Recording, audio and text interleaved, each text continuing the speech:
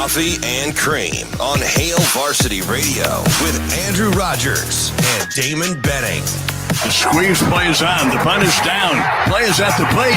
Safe. Royals win it on a squeeze bunt. 40 seconds remaining. And they're just playing keep away now. Tatum fires for three-wing right. Got it. 3 threes. Make it 4 threes in the fourth quarter for Jason Tatum. Brown right to the rack. Kick out three, Casey. Got it again. 8-point lead for Denver, 34-26. Bracket hustle down a loose puck in the Stars' end. Dallas will have numbers as they break through center. A 4-on-3. Hintz leaves it for Robertson. Right side, trailer Pavelski. His shot. Safe. Grubauer. Rebound. Scored! Pavelski. The second effort. Back for Drury. Back to Gossett there at the left point. Now Kotkaniemi, top of the right circle. His shot. They score! Yes, Barkos! Ends it! Carolina going to the conference finals! The Canes win it 3-2 in overtime!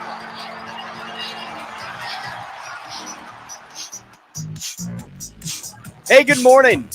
It's Coffee and Cream in the morning on Hail Varsity Radio, powered by Currency. Damon Benning, Andrew Rogers, DB, back in the chair, back after doing dad things, dad duties, back. Live from the H&H studio. I'm happy. Nah, I wouldn't say happy. That's a little overstated. It's good to be back. I don't know about happy. Happy's like the problem with you're content. How about that? That's fine, because the thing about happy is it typically comes from what's happening, and I don't like the environment to dictate my behavior. So I search for joy, and you find it here. Yeah, right. So I'm not about like, oh, I'm so happy. It's just not a term that I use a ton. Right? Okay, it's just another weird DBism. Yeah, I just don't like. You know what I mean? I really happiness usually stems from what's happening, and when you find yourself falling into that, it's so happy is what 100%, right? When you're like so happy there together. When somebody asks you, like, "Hey, how you doing?" "Oh, I'm good." You don't say "great." Like, "Oh, I'm great." Like, great is like happy. But occasionally, sometimes somebody will give an answer that I like, and I'll say, "Oh man, I'd like to be that one day," or something like that. Zoe has a thing where she asks me, she goes, "It's colors. They learn it in whatever it is that they're teaching." School? Yeah, it's probably different than school, but Okay. it is a place of learning. And so she goes, she asks every day, "Dad, what are you feeling today?" And you can say like green or correct. It has colors associated. Now, I don't really remember all the colors, so I always have to ask her, and she gets very frustrated. Like, "You know this already." And so I think I always end up saying purple, but I can't remember what purple is. It's something that usually is my thing. Like right in the middle. So I think they've like learned whatever they're feeling. They like go and they point to the chart, or they like have multicolored tablets and they just flip to the page, or whatever. Sure, yeah. But yeah, she's notorious for saying, "What are you feeling today?" Yeah. Sometimes I tell her absolutely nothing. I feel like that has like is it like aura colors? I don't like maybe like the woo woo thing. You in a good mood? Ashley's you in a good mood or what? Because I think I'm indigo and blue. She tells me that all the time. I don't really know what it means. Is she ever in like a bad mood? No, because she's overly joyful. Yeah, she has her moments, like when when life hits her hard, coming in doing cartwheels. Yeah, that's normally her. Hey guys, and all. I'm just like, dang. And if she has like a bit of Great excitement, she'll turn like the smallest thing into like the biggest thing. So say like hypothetically you were struggling to find a job, right? And then all of a sudden you found a job. It wasn't exactly like what you want, but you at least found a job. Fair warning, you're not married yet. Is she gonna be cool with this story? Yeah. Okay. Yeah. And I'm just looking out. So it's all hypothetical, right? And so you're happy because now you have some type of income to support the family. Like, it's there, but it's not everything you want. Right. To her, that would be everything. It's like, she's like, I found a job. Woo! I got you. Yeah. So like, She likes extremes. yeah. And she'll take it that way, but she's just positive. Yeah, I hate extremes. So there are just a couple words I usually always refrain from using. Always and never. Even when I give percentiles and I'm sure, it's weighted on how strong I feel about it. 99.99 means lock, stock, lock it up. If I think I'm right and I'm not sure, it's 90. It's in the 90s. Anything else than that, I say I don't know enough or I'm not sure. Okay. Like okay. I don't know. Because I've just done this long enough and had enough intense discussions with people where you have to hold your own, where I know how not to box myself in. Right. Right. The ability to maneuver is something that I like to. You see, majority of the time, I feel like I side more on the Ashley spectrum. Mary Kate and than Ashley the DB spectrum. yeah. But I would say I'm a lot more even keeled than you normally. You're either like, I know when you're tired, because usually you come in pretty lit. Like, I know when you don't feel good either. Like, by the way, are you feeling better? Our listeners, like, at 6:30, Andrew's coming in lit. Well, so the greeting is always the same. Uh-huh. You say the same words, but your tone can be vastly different. Nice pickup. Yeah, nice pickup. sometimes the two words are, well, I guess it's 3 words, kind of like a merged word, like what's up, DB? Yep, every day.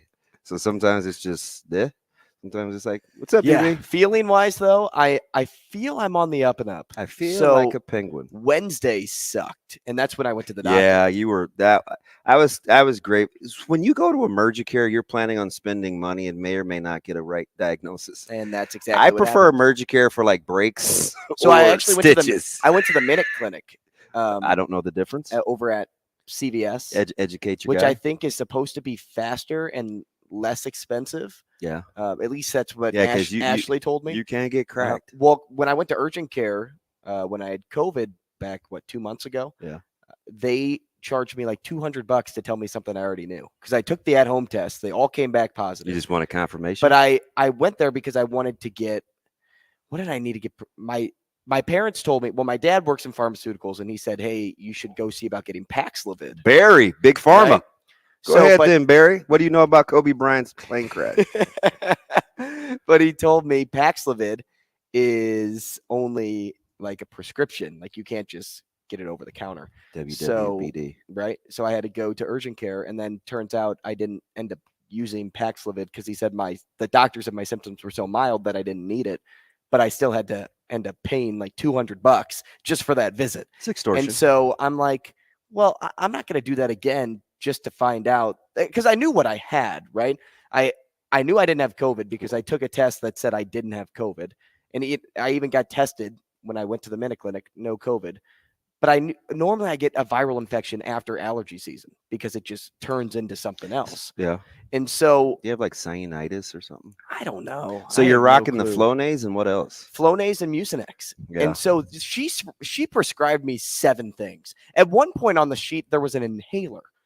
And the only reason she put that on there was I said I played softball on Tuesday. So maybe she thought you needed a bronchodilator. Right. And I ran like, I don't know. I think I hit an in the park home run.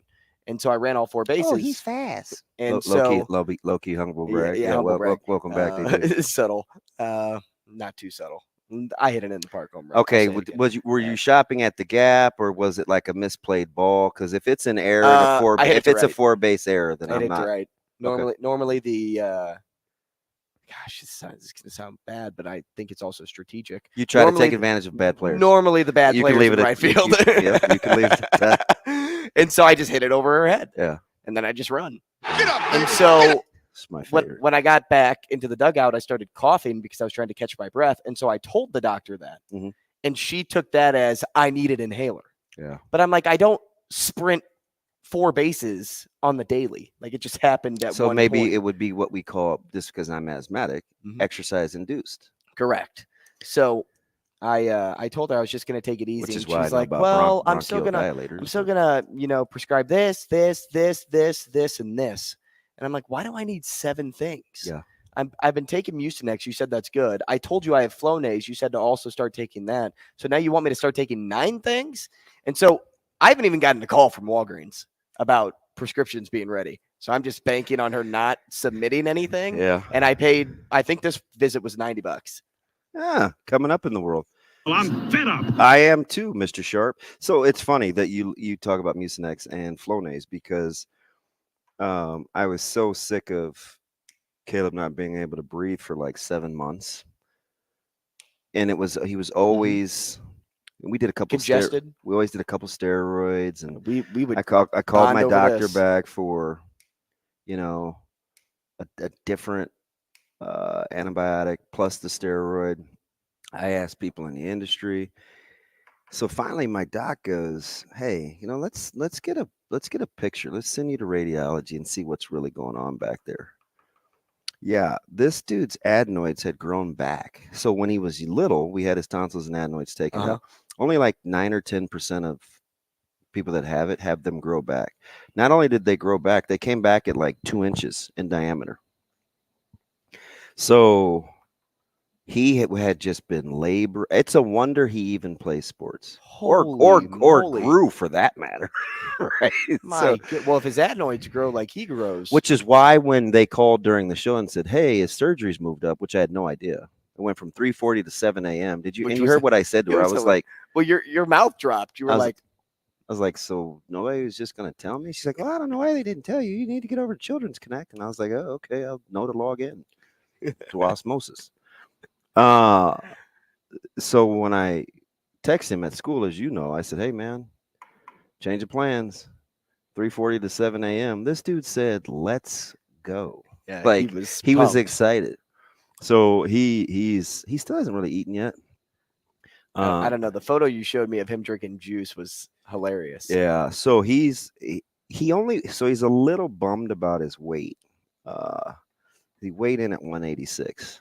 And he had been 190. Okay. But he sometimes he just doesn't eat because he just doesn't feel like it. Right. Been there. Yeah. Oh, for sure. But 71 3/4 inches. So he thinks he's gonna get to 6 foot. So he's still growing? Yeah. I guess I forget that he's only 17. His plates are open. So anyway, we lived on everybody in their vehicle. He has Flonase in his bag. My mom takes it every day. She told me. My mom has it too. So everybody. I thought you could only take it when you were sick, and she's like, "No, this is like allergy relief. Take it every day." Bro, the Mucinex we would run through. I'm just happy because medicine is expensive. Oh yeah. Like if you get, is it Top Care? I can't remember what the knockoff is. Even that's $10. Mm-hmm. And you're gonna get like, I don't know, 7 takes of it. Mm-hmm. Yep. 10 ml. Everything good's expensive. So it's like, anyway, but that's funny you say that. So just talking to him last night, he doesn't have school today, nor does Micah. But he's like ready to go. He wants to fast forward. I'm like, let's wait till Monday. How good does he feel? He's still a little. He's still bleed. He still has a little blood discharge. So after that, I think it'll be fine. And did the doctor say that it could grow back again? No, he had the best doctor in America. Well, one of them. Okay. No offense to Dr. Sewell, but Dr. Wehrman was unbelievable. He had cool nurses. But anyway, so getting back to like sports world, and because yesterday morning we watched Black Panther and a movie called Bad Guys. Like he watched cartoons in the hospital, so that's kind of funny. He's the bed's sometimes I get in those moods. The bed's too small for him because we did it at Children's, and he's 17. So like we're gonna have to get how far were his feet hanging off? Well, she's like, "Gosh, my dosages are off with your body size," and I was like, "That's right. They're used to doing little itty bitty kids." But anyway, it's cool. So just catching up on, like the sports world yesterday, and I felt like the night before, not going to work, I wasn't as sharp. That happens to me all the time. I wasn't like I was a little lax. Mhm. But last night I was getting ready to tell the story of talented versus useful with regards to Jason Tatum. Yep. And then all of a you sudden, had it loaded up. and then all of a sudden, And then in the fourth quarter, Jason Tatum wakes up because I was like, "Here we go again." Gosh, they were comparing his performance to Ray Allen's back when, and all of a sudden, 16 points happen and he outscores the 76ers. Yeah, I still think both games. What games are we on? We're on game 7 for Game 7 for that series. The Nuggets won. Going away. That was not just winning; they smashed. And how soon do you think second the Suns, straight year? How quickly do you think the Suns can get somebody to eat Ayton's contract? Oh, they got to hope that they can trade that guy. They got to hope. I don't know. I mean, because he's all out. He's all out. Yeah. Now, but this is the second straight year they lost by 25, right? Yeah. In the playoffs? Yeah. Got knocked out in game 6 by 25? Yeah, just what a but so are you having a hard time reconciling if Denver's that good or Phoenix is that bad? Yesterday, yeah, it gave me like Phoenix is bad. Yeah. Yeah, because I think Denver's good. Uh-huh. Like I really think Denver's good. I can't imagine having that bad of a night at this point in the playoffs. Oh, what a night. I can't imagine. Is it late November back in 63? Yep. Shane, is that what it is? November back in 63. I just say 3 because it sounds right. I don't know. Amazing Daniel, somebody weird will know that. I think you're right. Maybe we can get to the 88 comments section that you guys left yesterday. Yeah, speaking of, not only just Amazing Daniel, but Michigan Lance, which he's nuts. So I keep telling you, right leave now. that dude alone. He's crazy. Listener reactions were off the chart. And I know he goes hard after Robbie. Like anytime he gets a chance to go in on like gold, the idolatry. That's not true. No, it's very true. It's very true, Lance. So at one point, somebody asked, how many rings does somebody have to win before we leave him alone in regards to LeBron? Yeah. Still being criticized after, winning in the super teams. And I think the consensus between Ravi and I, after we kind of like sat back and thought about it, because we couldn't get to everybody. I mean, they were having their own show on the comments section. Expectations were just different. That's what I told you when you sat down today. When Curry got drafted, people didn't expect him to win titles right away. When LeBron got drafted, people knew the hype. And then when he started performing to his ability, they thought, well, LeBron has to win titles to be successful. Well, you remember, and I don't like giving Daniel credit for anything except having a pretty cool wife. He said some of these GOAT and greatest and achievement conversations are futile because we don't establish the criteria. Correct. Right. So without the criteria, right. People and it wasn't until Curry won MVPs to where the expectation was, hey, win some titles. I don't get the Curry. Like I think Curry's to the point where you leave him alone. Curry's top. Mm-hmm. He's top 10 players of all time. Oh yeah. Like just leave. Like he's gonna have some good times. He's gonna have some bad times. I would leave Curry alone. I would leave LeBron alone. I would leave. I guess it's just easier to pick on LeBron because of his antics on and off the court. I had to grow up over that. It used to drive me crazy. Right. I'm not a but LeBron James fan. I had a 2-day show over him getting carried off the court over cramps. Oh yeah, whenever he. Yeah. Oh man, you listen. You talk too about hot in the building. Listen, you talk about Embiid and getting points in the paint. Ooh, I was posted up going hard. Yep. And so Shane, what did Art think about the cramps? What did he say about that? Yeah, but still, cramps didn't bother him none.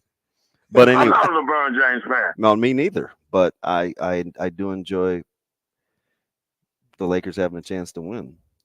It just is what it is. Do we go to him already?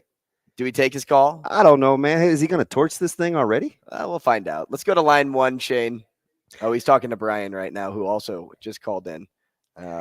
Shane, can you get us to line 1 with Michigan Lance? He's trying to multitask. Good. There he goes. What's up, Buttercup? Thanks, Shane. Can you get me to Michigan Lance? Thanks, buddy. Do you really want to go to him? Yeah, let's see if you All make me right. mad this morning. What's up, Michigan Lance? Good morning. How you doing, boys? What's up, buddy? Welcome back, DB. Yeah, I appreciate you torching the show yesterday. That was awesome. Hey, man. Hey, at least I'm consistent. Ah, I'm an equal opportunity offender. Correct. I labeled you that in like 2015. Right. Hey, whoever's in those seats, hey, you're gonna get it. Hey, bring it on. Hey, so me and Ravi first back in the fall, we talked about. I compared Aaron Rodgers and Brett Favre, right? Correct. Like I remember this. Their individual, what they did individually got the same result. Yeah, and people got mad at you after you hung up until you really look at their stats. Right. Although Rodgers just doesn't turn it over like Favre. Uh-huh. But I mean, Exactly, the accomplishments are similar. Right. Okay, so all right, so yes, if you dig deep and say, okay, one threw more interceptions than the other, but they got you the same result. Mm-hmm. They got you one Super Bowl. They got you, multiple, like 10 or 11 wins in the playoffs. They also got you where you didn't live up to expectations and lost in the playoffs. You know what I mean? Like, Right. I'm with you. got the same result. So when I compare Damian Lillard and Steph Curry, now, individually, that's all I was talking about. 25 a game, points. Right. Career stats, like yep. Career stats are equal. Now, when you dig into, he has a 3-point percentage is better and this and the field goal, I'm like, but they got the same result. Now, the outlier starts to come in with team success, but has Damian Lillard had a team like Steph Curry has had a team? That's what I'm saying. Give him what he's had. I think you'll get the same result based on their individual stats. That you know what I mean? They're comparable. They're the same, basically. Right. Yeah. That's when I brought up shooting. The reason I brought up shooting percentage was for that reason. So listen, in their prime, who do you think? In their prime, who do you think goes first on the open market? I think it's a toss-up. I think you go either. I'm like, have y'all watched this guy? He just averaged 30. I'm inclined to agree. I think I'm more on the Curry side. On the open market, I think I really like Dame, but Curry without the ball, better play than Dame. Yeah, I don't. Ooh. Again, man, you got to watch more Dame. Hey, so on the open I like market, Dame. Right. I don't know. Now, how about this, though? Okay, here's my thing. Now, does how you get to the destination matter? If somebody's giving you the same, you know what I mean? Like, if I'm winning, if let's say my team is winning championship, let's say I won two championships, but we fumble. But hang on real quick. Just like I think on the open market, many more people would take Aaron Rodgers over Brett Favre. Okay. Right? Yeah. Well, essentially, and also knowing how many times he turned the ball over, I would take Aaron Rodgers. Yeah, but it depends. They may dig into the comeback victories. But my gut says. See what I mean? My gut would say Rodgers. Right. You know why? Because we saw the totality of Favre, of how it kind of ended as well. I think that kind of blinds you. But when you talk about prime, like, he wasn't 50-50 in his prime. He won 3 MVPs. Like, well, you know what I'm saying? Like, it's tough, man. But results versus the process. Well, we should be like Embiid and trust the process, because he better trust himself in Game 7 in the Garden. LeBron's going to end it. Go ahead. No, I was just saying LeBron's going to end it tonight, man. Oh. Everything equal. Hey, Lakers in 6. Let's hope you're right. We'll see. Yeah, I don't know. Lance, we appreciate your call, man. We'll get to Brian next. Rodgers and Benning will be back in 5 minutes.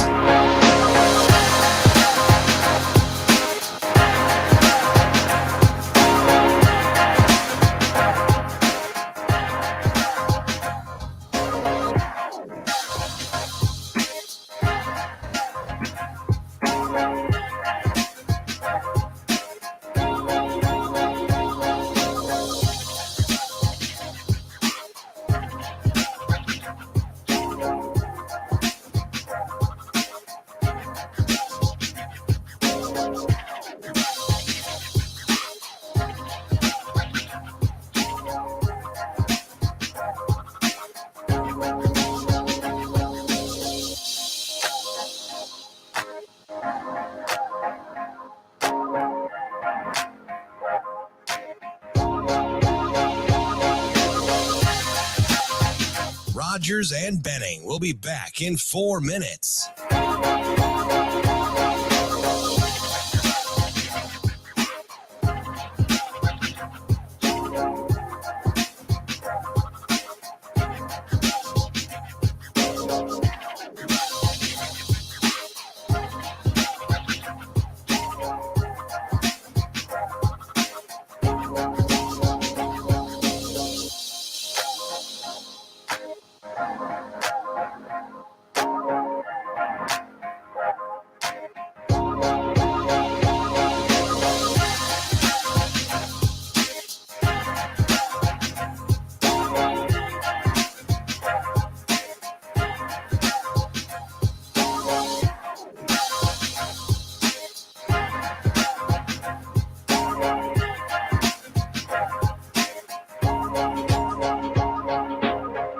Rogers and Benning will be back in 3 minutes.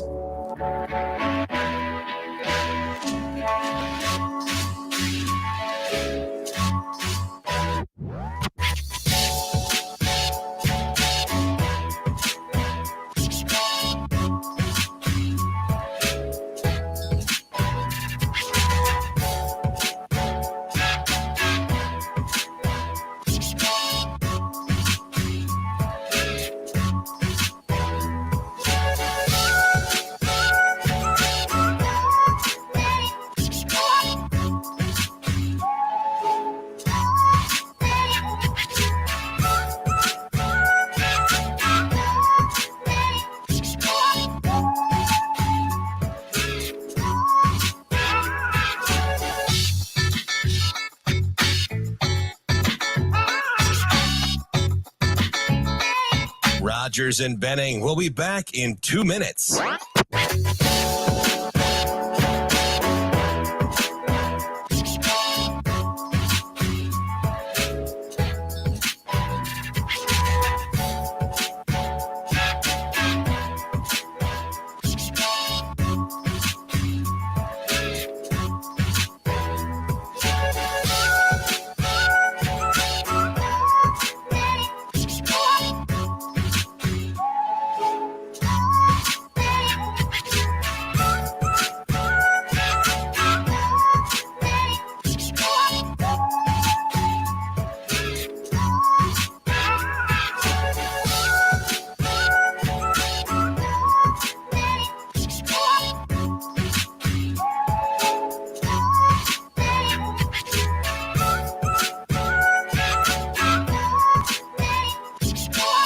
Rogers and Benning will be back in 1 minute.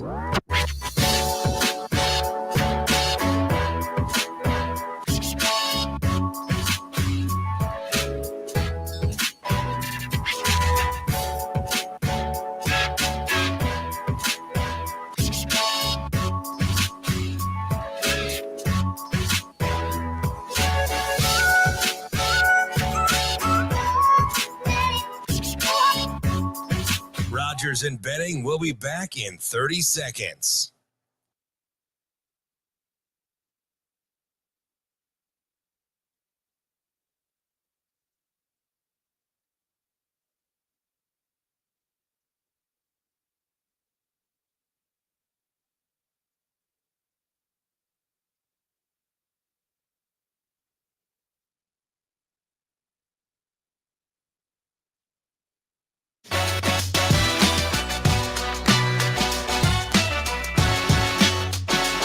Coffee and Cream with Rogers and Benning on Hail Varsity Radio. Outlet pass over to Murray for three. Yes! 67-45. 22-point lead for Denver in the first half. 4 minutes to go.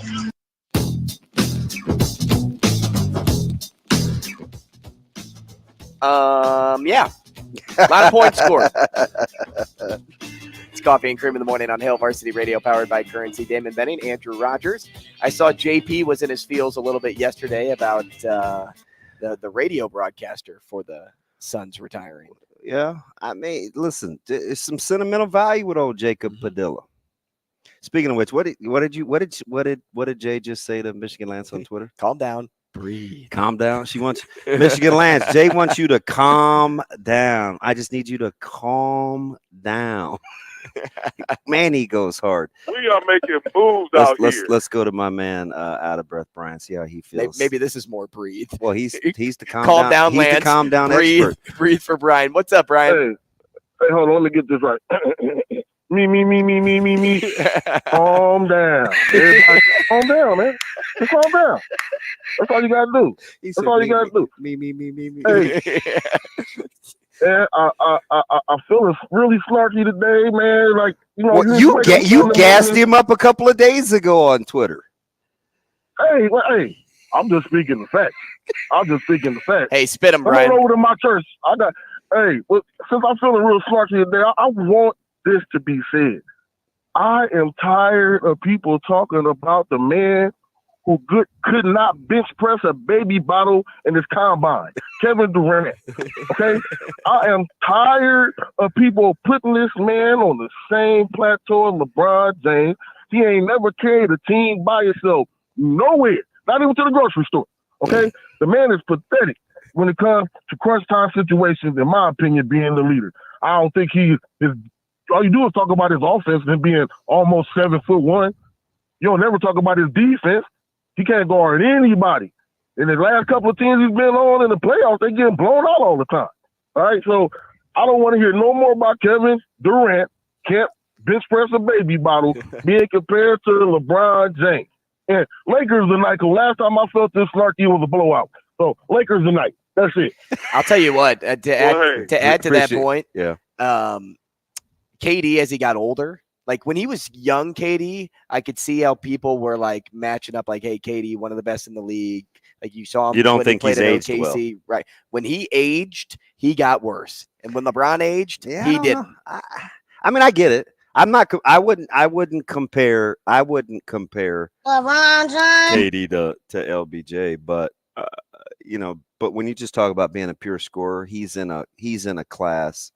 With a few other. He's a good scorer. Now, when you talk about the totality and what he does, that's a different discussion. But you know what, like, and the love affair and the following locally of all the major sports isn't the same. But there's a lot of guys like that, and across the board in sports that don't. I look at Austin Matthews for the Leafs. Right, like you stuff the stat sheet, your teams don't win. Yeah, I look at like Manny Machado. You stuff the stat sheet, and now baseball. Listen, I'm here for the discussion that one guy can't. Yeah, a little bit different. Okay, but like there's. But I know what you're. Do you know what I'm saying? Yeah, and it's weird because when we get into team sports, what do people hammer? You know what I'm gonna say though. What do people hammer Romo about? Mm-hmm. Not winning not being enough. a good broadcast. Oh, winning. Oh, sorry. Not winning enough. By the way, I should have asked B about his team schedule. I like the Steelers schedule. NFL schedule release. I'm not that dude. Without getting like attacked. Who cares? You could take it. Completely overrated. No, there's no question. Like everybody, there's talking about it. I'm like, I see the NFL schedule and I'm like, all right, when's week 1? What, August 27th? Like whatever it is. Zero question in my mind that you are 1,000% correct. I'm sitting there like I don't even care. But then again, I'm also the person that liked watching the lottery. There's a lot of people that don't like watching the NHL draft lottery, so I didn't want to like come but across. That's because you were inquisitive, right? Or do you watch it every year? No, I was. This was the year that I was like, yeah. So Connor Bedard was there. That's different. Okay, I'm not that I'm validating you, but next time I'll vindicate you. It's like my man Matt Rule said. Your man, not my man. No, your man, not my man. All right, guys. I see that. The schedule talk is overrated, right? We're going to play Minnesota, and then we're going to play Colorado, and then we're going to come back and we're going to play Northern Illinois. Like, the schedule talk is overrated. And hear my heart, because I know you folks are going to be mad at me, some of you. I'm not telling you how to fan. That's cool, right? Like, I don't want you to be apathetic. I want you to be into your team. I'm just telling you, I'm not here for schedule talk. Right. My buddy Brian last night, he texted me. He's a big Niners fan. And he's like, yeah, man, our teams we're meeting in week 1. And I was like, in my head, This is all I could think of. Shoot, I hope you don't have any quarterbacks ready. Like, and then I was like, yeah, free 1-0 us. You know what I mean? Like, right. He's like, man, there's gonna be a lot of hitting going on, and I like that kind of stuff, but I'm not. I was watching Big Ragu. It's not Big Wagyu, it's Swagoo, right? Shane, he's looking at you for justification. Why? I don't know. I don't know. Oh boy, from Louisiana, that LSU, Louisiana State, that played for the Cowboys. Okay. He's on with Andrew Orlovsky. Dan Rogers. Orlovsky reminds me of you so much, it's not even funny. Style-wise? Yes. Like delivery, demeanor, because Orlovsky. I like Dan. You have very similar deliveries. You come across as like actual factual, like word is bond, but it's really just an opinion. That's Orlovsky. Yeah. And he's like Tom Petty, right? Doesn't like to back down. But like they had him going. They had Dallas at one point going through the schedule. At one point, like 9-2. Now I think he finished with like 10-7. Because he has them losing four. He has them like that scenario that he has them losing like 4 in a row for us here in Nebraska. Like 4 in a row, and I was late in the season. I'm like, how would you know? You don't even know who's playing. Like, I guess for fodder and entertainment, you go through it just, oh, hey, let's have some fun. Right. But it's futile. Like, you're wasting your time. Now, if we had an NFL team in this market, I could see us talking about it because there's some type but we of local love tie the to NFL. it. Yeah, and we do, but we just don't have the ties. But we have a tie with Nebraska, so we talk schedule talk. Just like anywhere you go, every year, anywhere you go, you'll start talking about schedule talk at some point in time. But it's got to matter to where you live. This was Tommy Armstrong era, so like 2015-ish. I got a call. Remember when Smooth Red called us, Shane? And someone has a phone call here. Yeah, get that. Better get that. And he was like, "Do you know why I'm really worried about?" Now, keep in mind, this was roughly 8 years ago. 8. He goes, DB. He has kind of this DJ voice. He's like, DB. You know what the real problem is? I'm to the point now when I look at Nebraska's schedule where I can't pencil in wins. Like, too many of these are like, well, they could or they might. And he goes, that's how you know we're in trouble. That was 8 years ago. 8. Imagine now. It's even worse. Which is why I always say, can we just get back to winning home games? Which is why Rule said at the Chamber event, every game is a big game, whether it's NIU, whether it's Michigan. Yes, Benjamin on YouTube, you popped on at the perfect time because coming out of this break, we will talk a lot about what we heard from Coach Rule at the Chamber event. He said he was there. Can I call you Ben? Is that cool? Benjamin? It's interesting. Sometimes older, I'm not going to guess how old he is. Sometimes when you get a certain age, you drop the Jamin. Yeah, right. You go from like Victoria to Vicky or Vicky to Victoria or Andrew to Andy or Bobby to Bob. I don't know. Do grown-ups, does he like Benjamin? We'll find out. Maybe he'll comment and say, yeah, you can call me Ben. But I think if he wanted Ben, he would just say Ben. Well, in his name, Benjamin. So like if my name popped up, my name would say Andrew, but what if I went by Drew? So at some, like, I don't know. Do you go from Anthony to Tony? No. Like, I don't think Anthony will ever want to be called Tony. He's not Tony Rizak, even when he's 40. Until he turns 40. And by the way, Coach Benning. Hey, Coach Benning. Hey, what's up, Anthony? It's Tony now. But people do that. Do you go from Timmy to Tim? Maybe you go from Anthony to my buddy's name is Tim. I call him Timmy because he's like you a like best South friend. Park. Or that. But his name's still Tim. Tim Quack. That's his last real Tim Duck. That's right. But I call him Tim Quack. That was just this week. Why did he come up? You said Timmy. And I said, no. Earlier. You said Quack. This was like Tuesday or Wednesday. He went to the draft. Oh, yeah. That's what it is. Okay. See, I got a good. I listen. You do listen. I listen. Sort of. Well, we will come back and talk about that Chamber event next. Rogers and Benning will be back in 4 minutes.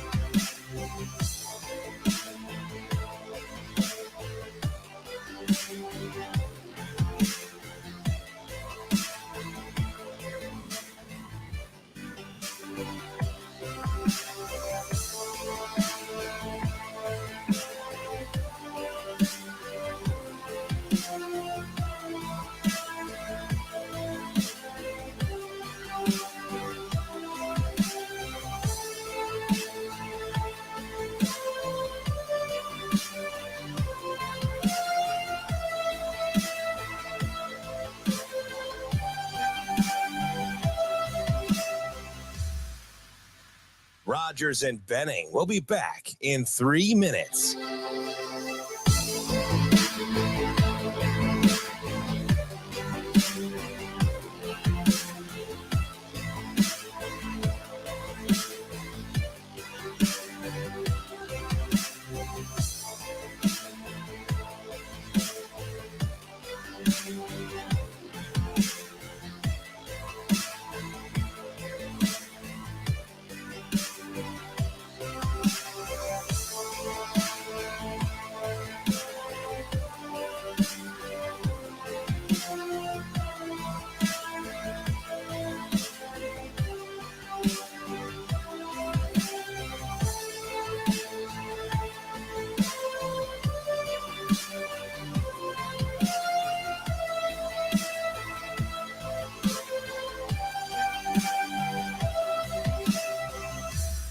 Rogers and Benning will be back in 2 minutes.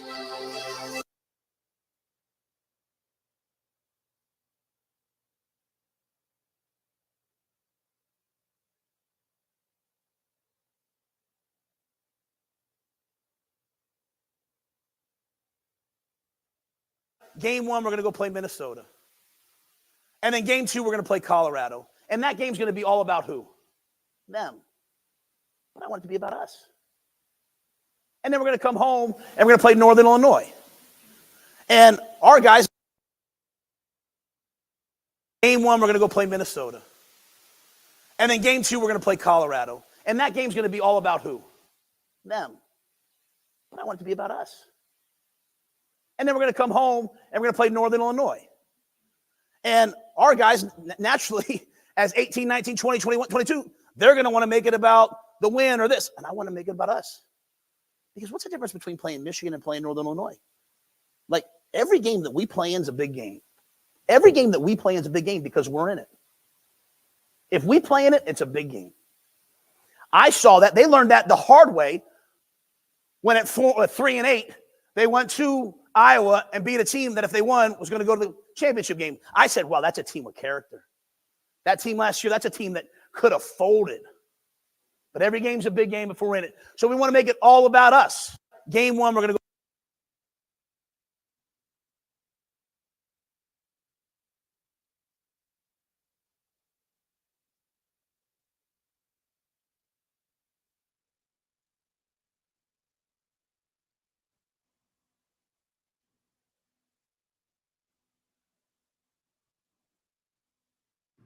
Game 1, we're going to go play Minnesota.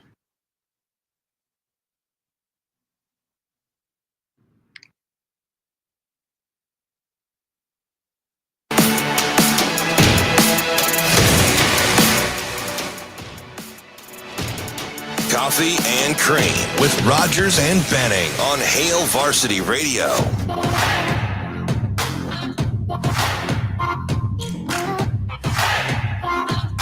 Hey, welcome back. Coffee and Cream in the morning on Hail Varsity Radio, powered by Currency. Damon Benning, Andrew Rogers. Ben said it's cool if we call him Ben. Yeah, you sometimes got to get permission.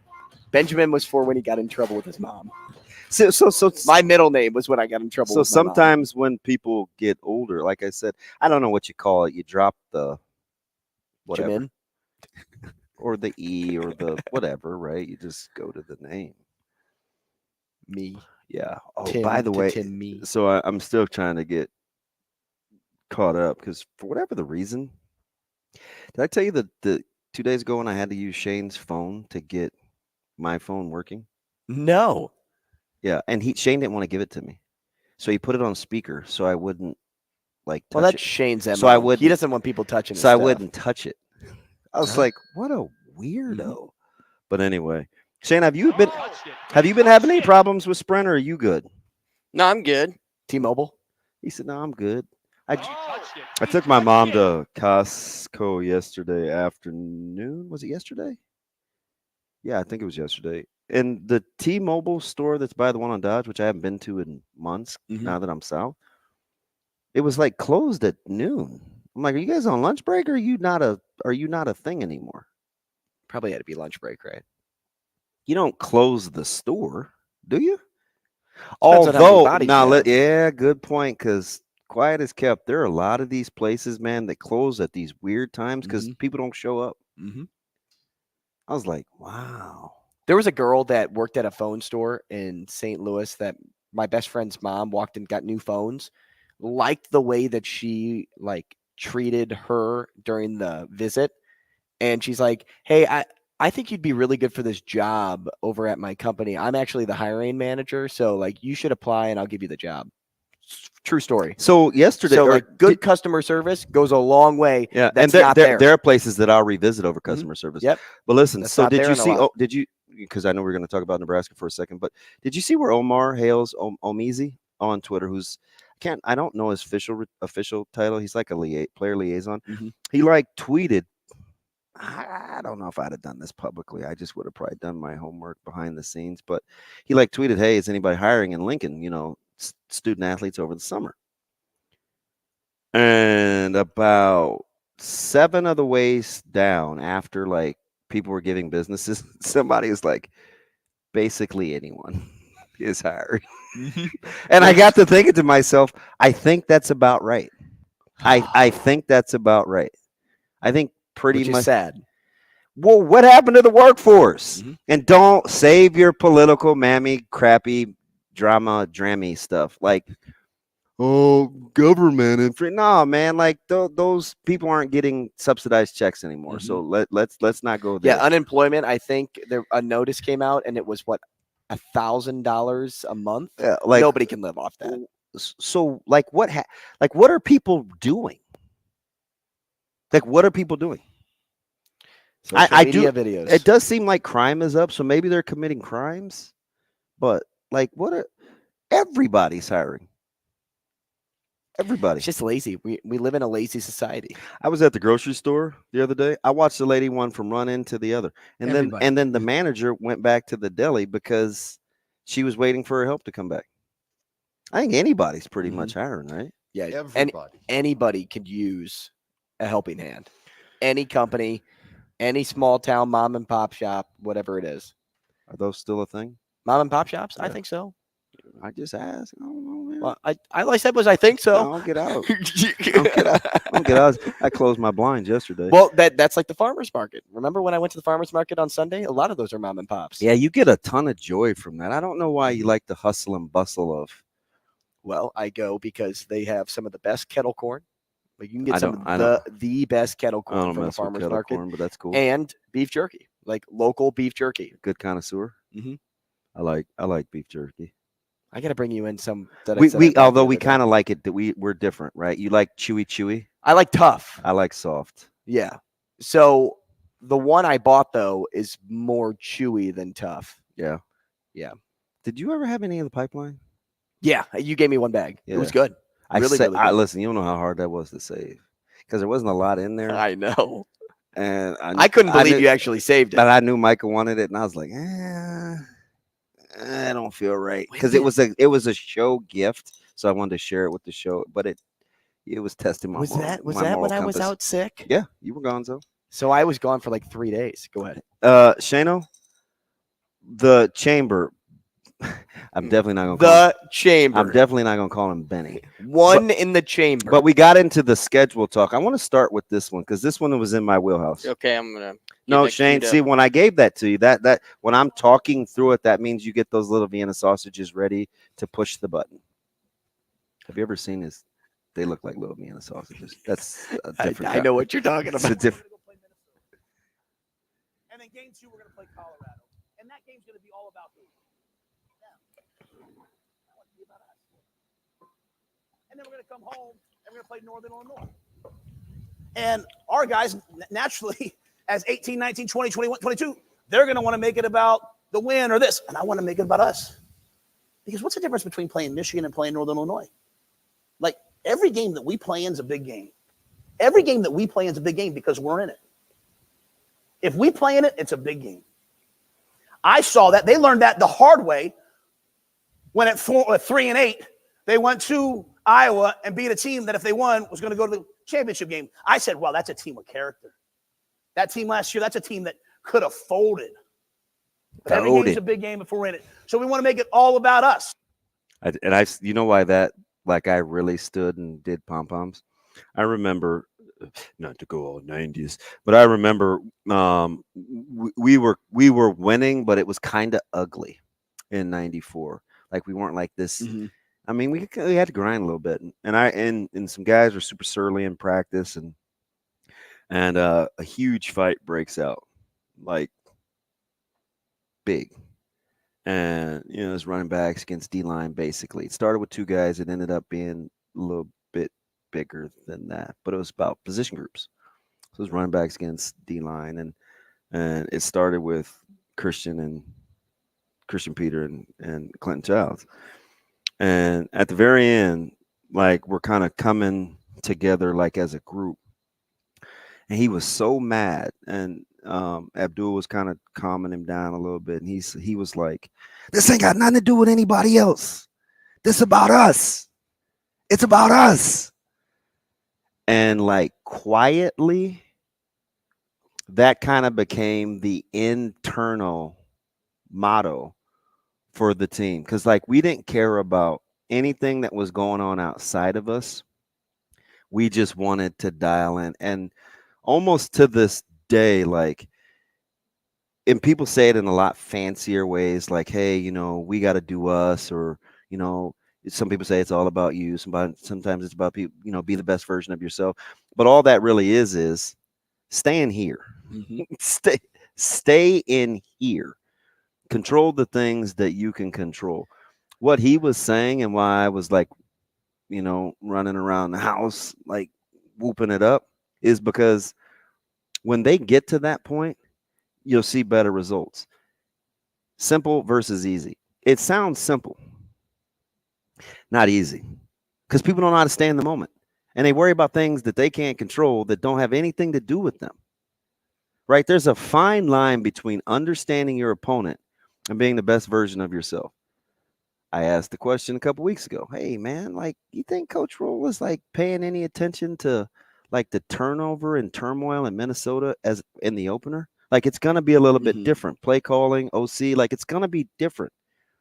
Or can they not afford to worry about that? They got to take care of themselves. I asked Sam, I asked a couple of our guys, and everybody almost to a T was like, you know what? They got to worry about what they're doing. Generally, that's a good rule. And then it takes time, right? Like love. It's like planting a seed, right? You water a seed. It doesn't the plant just doesn't grow. I'm not a Mariah Carey fan, but anyway. No, you got to water it over time. Yeah. And it's like game by game by game by game. You don't just jump to the result. You know what's funny? Go ahead. It's funny you used that analogy. Yesterday, Kyron Williams, a guy, he used to play at Nebraska. He's a safety. He's like been on this journey, right? He's tried multiple leagues. He's constantly working out. He stays fit. He said something yesterday.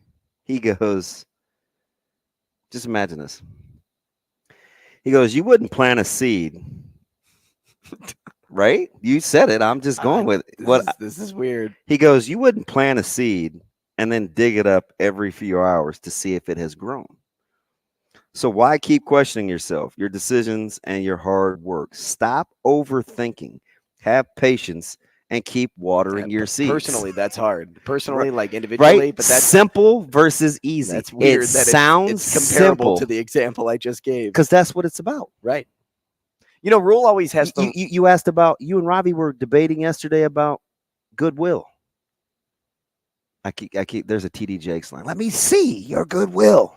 He was preaching one time I was watching on YouTube. I know, like I have lots of weird analogies, but you were talking about, him being everywhere and like omnipresent and building equity, right? The fan base patience is at an all-time low, in my opinion, but his goodwill is at an all-time high. At some point, those things are going to get out of balance. How much can you stay within yourself? Because they got to stay the course, man. That's why he's on his staff so tough. You got to can't fall behind. You got to stay the course. They can't fall behind, and that's why we see offers still coming through like this. Youngins too, making their name known, keeping Nebraska on a recruit's radar. Did I tell the secret last week when I said Borkature and Bullock were on scholarship? Because somehow that just came out. You may have told the secret. I didn't know. I thought it was public knowledge. Let's talk to Schaefer next. Rogers and Benning will be back in 4 minutes.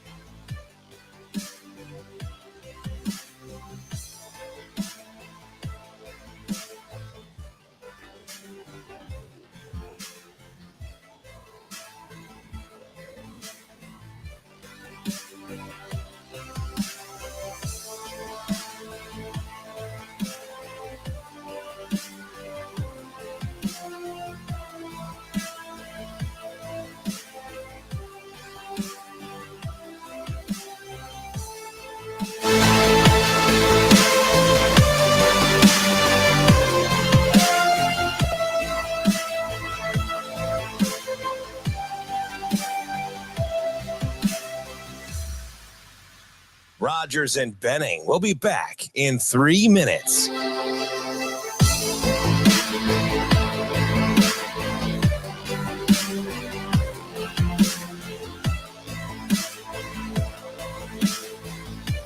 1, we're going to go play Minnesota. And in game 2, we're going to play Colorado.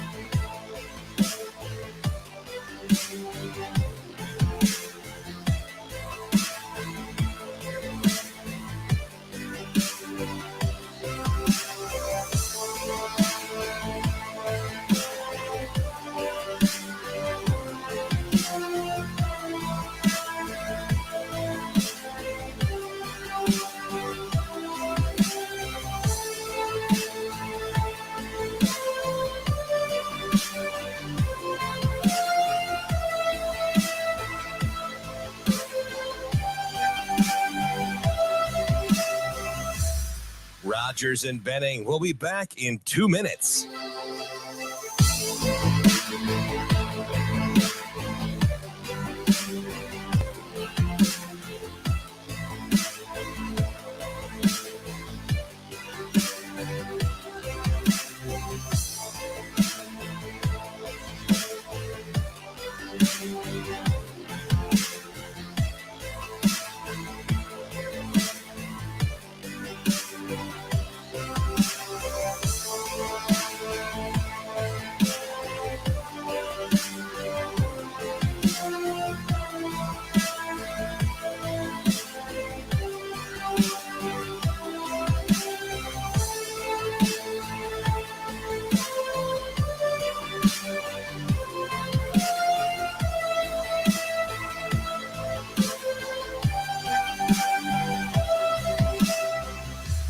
Rogers and Benning will be back in 1 minute.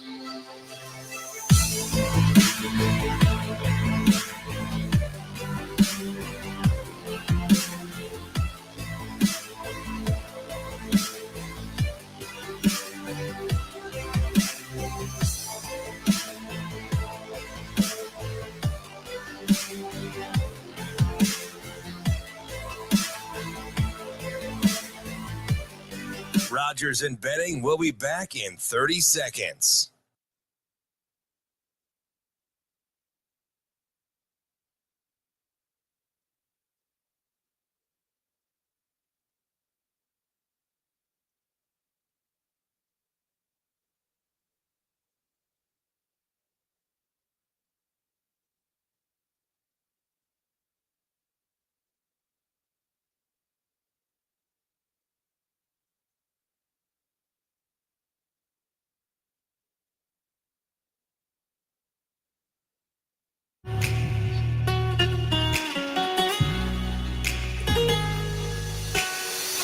Coffee and Cream with Rogers and Benning on Hail Varsity Radio, covering Nebraska football and recruiting for 24/7 Sports. Here is Mike J. Schaefer. Yeah, that's a grown-ass man right there. Mike Schaefer. I don't know. There could be bacon involved. Mike Schaefer. I appreciate it, guys. Thank Brian Edwards for me. Here is Mike Schaefer. Top of the hour here on Coffee and Cream in the Morning on Hail Varsity Radio, powered by Currency. He's Damon Benning. I'm Andrew Rogers, and we are live from the H&H Chevrolet stage at Hail Varsity Club, wherever you are catching us now, whether it's here in Omaha on 590 ESPN or you're live on Twitter, live on YouTube, joining us via the video streaming. which you can then catch Mike Schaefer, because that's when we'll bring him on. We'll be on KFOR in Lincoln starting at 9 o'clock. But now let's bring in Mike J. Schaefer, who looks like he got a little tan on his face, maybe a little red from his vacation. What's up, Mike? No, I think I just have like one of those skin things where I'm just constantly look like I'm red. Like I don't think it's a tan. I think I just have like, my dermatologist appointment was supposed to be during this vacation, and I called to get it moved, and the earliest they can get me in is like 3 months from now, which seems sort of absurd. But I guess in August we'll find out if I have some sort of rare. Didn't expect that response. So Shay, like, I'm not joking. So I was talking to a couple of the anesthesiologists yesterday at the hospital, and earlier in the show we were talking about, because Omar Hales on Twitter was like, hey, is anybody linking in hiring, like, for student athletes, right? Because he's the player liaison coordinator, Director something of like player development, right? So you'd think I would know that, but I don't. You did. I'm not good. No, That's essentially it. I just use basic words. I don't know the title. But that's essentially but Shay, the gist of it. Those appointments and getting in to see people, like, it is tough. So, like, the anesthesiologists were saying they can do like these stents at other places, and people will pay top dollar because they don't even have anesthesiologists. Like, that's pretty important. So, like, those appointments and surgeries, you got to schedule that stuff way out. Maybe you just brought back some of the Red Rock with you. Is that not what happened, or is it something fancy? Honestly, like, you don't even see that many Red Rocks by the time it's later in the evening. So it's a little bit of a misnomer. Hey, what's more red, your face or the rock? Oh, the Rocks were more red. Yeah. Oh, okay. But look, you're like, hey, how'd this place come up? How'd it get its name? Both of them just come from natural years of erosion, really. So. Hey, Shave, side note, why are you out stirring the pot on Raiola again? Oh, shoot. This is like the 50th time this has come up. And all I posted, and I need everyone that's listening that has my phone number that's text about this to really lock in here. Lock in. There have been rumors. That's it. I haven't confirmed it. It said in the post, not confirmed, rumors of a potential Dylan Raiola official visit. That's it. That's it. People talk, but there has not been confirmation. But man, I'm an idiot. I should have put this together. I should have realized that even just typing his name and my name being associated by typing his name, that just the slightest of cracks in that door, someone was going to kick it down and just basically like want to know why I'm withholding important information, which I am not. Again, nothing confirmed, just that there are some whispers and there are some people talking, but that's all it is right now. Whispers and people talking. What's all these rumors? I can't take it no more. Shave. So let me ask you something. Have we reached a point of diminishing returns when his name comes up? Has he gone from like golden boy, save our souls to eye roll? No, it shouldn't. I mean, he's still an incredibly talented quarterback that Nebraska fans would still love to have in their class, that I think the coaches would be happy to have in the class as well. And,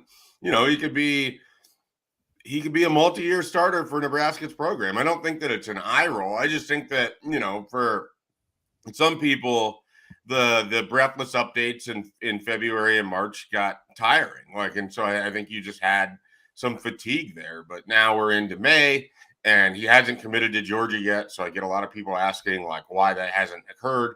All of these different things. But if the door is open slightly and he wants to take a visit, it's a good thing for the program overall. Every time you get him to campus, it's a good thing.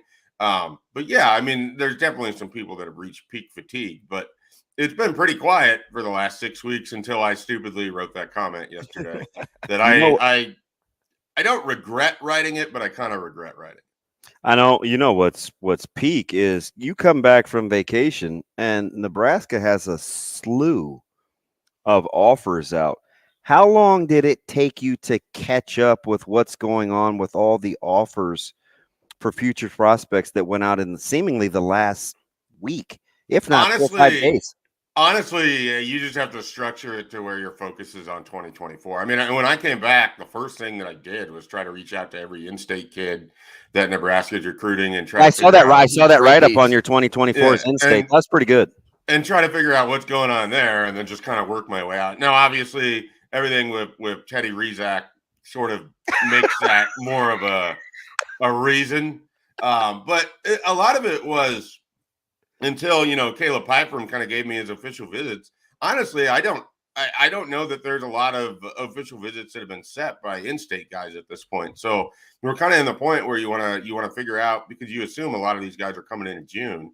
You want to figure out when they're going to be here. And so started with that. And then I'll probably over the weekend try to work into the 25s and 26 offers. I just, there's so much going on with 2024. That's got to be the primary focus.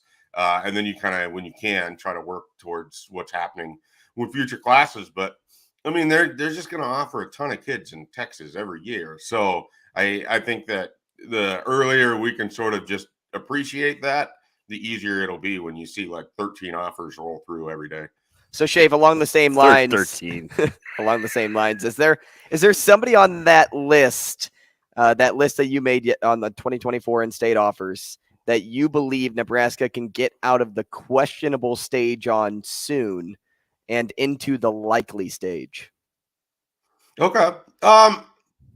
It's really sort of interesting as to where they find themselves with a lot of these guys, because if I made this list in February, it would look and sound a lot different than I thought that it did when I ran it yesterday. And so I probably agree. I look at a guy like Isaiah McMorris, where I think he's always liked Nebraska, but there's always been these other teams kind of on the periphery that he is very interested in. And I don't know what the status is for him with USC. I don't know where he's at on their board. And Oklahoma's taken a couple wide receivers now since it was previously hot and heavy with him. And so I know this isn't how people want to hear it, but that helps elevate Nebraska's chances right there, because in the background, Garrett McGuire's been doing solid work.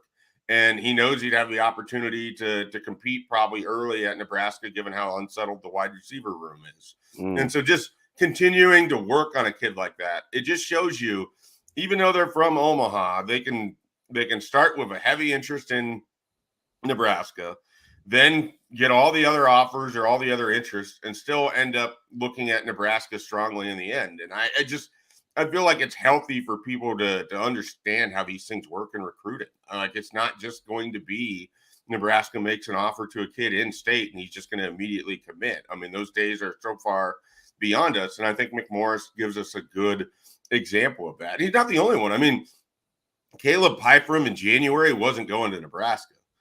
Caleb Pyfrom in February probably wasn't going to Nebraska. Caleb Pyfrom, after taking 2 practice visits in, going to the red-white game, spending more time with the coaching staff, suddenly really interested in Nebraska again. So he has his 3 official visits set up. I mean, I think you can take every individual name, with maybe the exception of Ashton Murphy, and they all have a little peak and valley to their recruitment with Nebraska. And so for some of them, Daniel Kalen, the peaks are a lot smaller than the valleys because it was sort of taken out of his hands. But I look at this group, and I think Nebraska's going to walk away with more than half of the offers that they made in state. And I think that's pretty good this cycle. Half that, okay. That'll be you set the number at 4.5. I'd take the over. Really? Of the 9 scholarship guys they've offered in state. And that's already counting that one of them is out the door in Kalen. Did I take 2 or 3 when we last talked about this? Schaefer is on record. You will be the only one, I think, in your industry if that hits. That's fine. I like the Stones. I mean, I also like the underdog. I like the Stones. So the whole Vrzal thing, obviously being right dab smack in the middle of this thing, is interesting.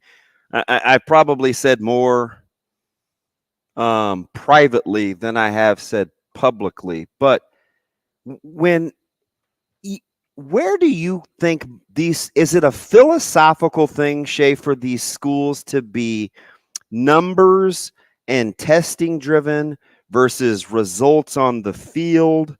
Because it seems like some guys were enamored with just because of the testing numbers, and they may or not be able to play dead. Other guys, they play pretty well, but they want numbers to substantiate it. Do you get the sense it's a philosophical thing? Yeah, or there's a template? I assume it's a combination of both, as it often is, and probably some other stuff in there. But I guess my best guess, being around it now for 10 years, 11 years of covering recruiting, I look at it where teams can't just, like, every level of high school football isn't the same. And so you can't measure how someone plays for his high school team when you're looking across the board of recruits that all play the same position. You can't just look at just the high school production because a kid playing in this area versus that area, it's hard to extrapolate some of that. And if you're the kind of person that feels like you are going to bring in recruits and you're going to rebuild their sort of development and athletic makeup anyways, and that's sort of how it feels like Nebraska is, that they just want to take the base athleticism, work with those skills, and add upon it. It seems like the testing scores are more valuable to them than what you would see in terms of what a guy statistically produces on a Friday night for his hometown team. So whether that's right or wrong, I don't know. But that's just a model that Matt Rule has really heavily relied on, and did when he was at Baylor and did when he was at Temple. And so you stick with what you know. And so he's continuing that here again at Nebraska. Whether that's successful or not, I don't know. But I think that it's the easiest way for them to compare like-minded athletes from different regions and different areas of the country using track testing and other athletic testing relative to what they did on the field in circumstances that none of us really know. I think that, well, let me see what you guys think. How much you think Nebraska will be able to benefit going forward? Because they're kind of behind the 8 ball in year one, where next year they'll be able to have guys camp as 9th and 10th graders, so they can kind of get a baseline of what they're dealing with versus coming in the middle of a deal and having to evaluate on the fly. Yeah, I think that's going to be a big part of all of this, whether it's in-state, out-of-state, wherever. I mean, them having more time to establish what it is that they want, what it is that they can actually recruit in the Midwest. I think that's something that maybe has been lost a little bit in this. It's not like they hired a lot of people that have a ton of ties to Midwest athletes. And so they have to learn what that athleticism is relative to what they were recruiting in Baylor and out in the Northeast. And then you go out of the area. So I definitely think that they're behind in terms of time, in terms of relationship building. And if camps are as big as they seem to be, then you're going to see a flood of kids that are in the 26 and 27 classes that should be at these camps. Like, that's where the camp focus should be in June. It shouldn't really be on 24s and 25s. It should be on 26s and 27s in your region, so you know who these guys are. So when you invite them back for games, when you build that relationship, when you make the offer, you're not starting from square one like they are with literally everybody since December. So I think that's a big part of it. And that's going to be interesting to watch when camp season gets here next month, as to who's there and how many people and what it all looks like. So would you say that's Coach Rule's biggest challenge right now? And would you also credit him at the same time for combating that challenge at being present at literally everything, every event in town, every camp that he has structured and set up for the future in regards to getting recruits to buy into the Matt Rule Nebraska program? Yeah, I don't know that that's the biggest challenge, because I think that's a challenge if you take any new job in college football. It's going to be a challenge for anybody, as you're starting from the middle instead of starting from out in front. So I think that's certainly one of the things that he faces. I think the biggest thing, honestly, that he faces with recruiting at Nebraska right now is just fatigue from in-state people about being told constantly that this is where you need to go, from people from out of the area who have long since ignored Nebraska because they haven't been very good. I mean, he's battling. I think his biggest challenge is the recent history of Nebraska behind him. Like, he's got to be able to work through that. Both on the field, they have to show that they can be a different product that can be successful in ways that the previous, 2 eras haven't been. And then off the field, it has to show that this is where he wants to be, and he's doing all of that. I think everything's been great off the field, but I don't know that I would consider his biggest challenge to be trying to build those relationships with recruits. I think it's trying to prove that you can come to Nebraska and be successful and then go to where you want to go after. I mean, I think there hasn't been enough of that in recent history, and I think that weighs against what they're trying to do right now. God, just being around this, like, I'm just listening to you guys. And Schaefer, I've always I know you think I just butter your bread, but I don't need any extra friends. Like, one of the reasons I think you're really good at this job, and I've said this since 2013, I like the fact, like, you're good with boots on the ground too, where it's not just picking up the phone, it's like being places, because I'm listening to you talk and this philosophy and what's going on with recruits and testing. And I think I can say this. I'll use a couple of schools. I'll use Missouri, Notre Dame, Iowa State, and Iowa. Okay. 4 schools, and I'll use Teddy Vrzal. Okay. 4 schools that have been in multiple times in a short amount of time. 2 of the schools have differing opinions, obviously, because they're the 2 schools that haven't offered, Iowa State and Iowa, even though they've seen him multiple times. 2 of the schools sniffed around multiple days in a row, had him work out. They both offer, right? And I know Missouri seems reactionary, but it's not. Missouri was here a couple times, and they watched him lift in the weight room and a multitude of things, actually have real measurements. So I say all that to say, when you're talking about recruiting these kids philosophically, how much do you worry about when a school offers and kids say, hey, I got an offer from? Do you ever get into committable versus non-committable versus anything else, or do you take it for what it is, hoping that the schools have done their due diligence? I don't spend a lot of time worrying about whether an offer is committable or not, because that ultimately doesn't affect anything I'm doing. So I think from a work standpoint, like if a kid's announcing that he has an offer, it's just a data point. And then if I'm getting on the phone with him, that usually can tell me, is this an offer? Well, how do you evaluate? Like, how do you come up with like rankings? Well, I don't come up with the rankings. It's I get that. I get that. I let other people do it, and then they get all the emails and the phone calls. It's great. You guys have to advocate responsibility and delegate where possible. It makes your life so much easier. You're on a roll. So no, I mean our evaluation team doesn't. I know this is going to fall on deaf ears for some people. They don't care about where the offers are coming from, because more often than not, it's dudes just sitting in their house watching huddle film and or getting videos from people that have been at events where these guys are at so they can look at their athletic movement. It almost never has to do with the teams that offer, because if it did, you would have seen some real seismic changes in terms of ratings that way. And I know that it's very cliche to be like, oh, well, he's got an Alabama offer, so he won't be less than a 4-star. But that's not really true. And I think the proof is there when you look at things like a couple of weeks ago with the NFL draft. I mean, the recruiting industry continues to get better at predicting high-level talent. And obviously, there's always going to be a soft middle where you have so many kids that are 3 stars and 4 stars.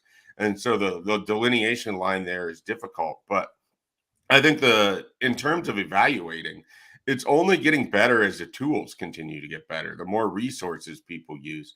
And the other thing that the evaluation team at 24/7, and I know on 3 and Rivals, it's the same way.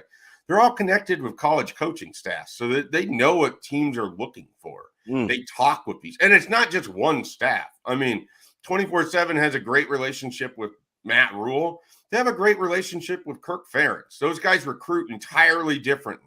They recruit on different things. Oh, got and that right. You learn about different recruiting departments around the country, and it challenges the way that you evaluate, because you have one successful team that's doing one thing and another successful team that's doing the opposite, and it's both working for them. Why? Well, it's probably because of fit, and it's probably because they're doing X and they're doing Y, and they have to work through it. I mean, So we can get into committable offers and not committable offers.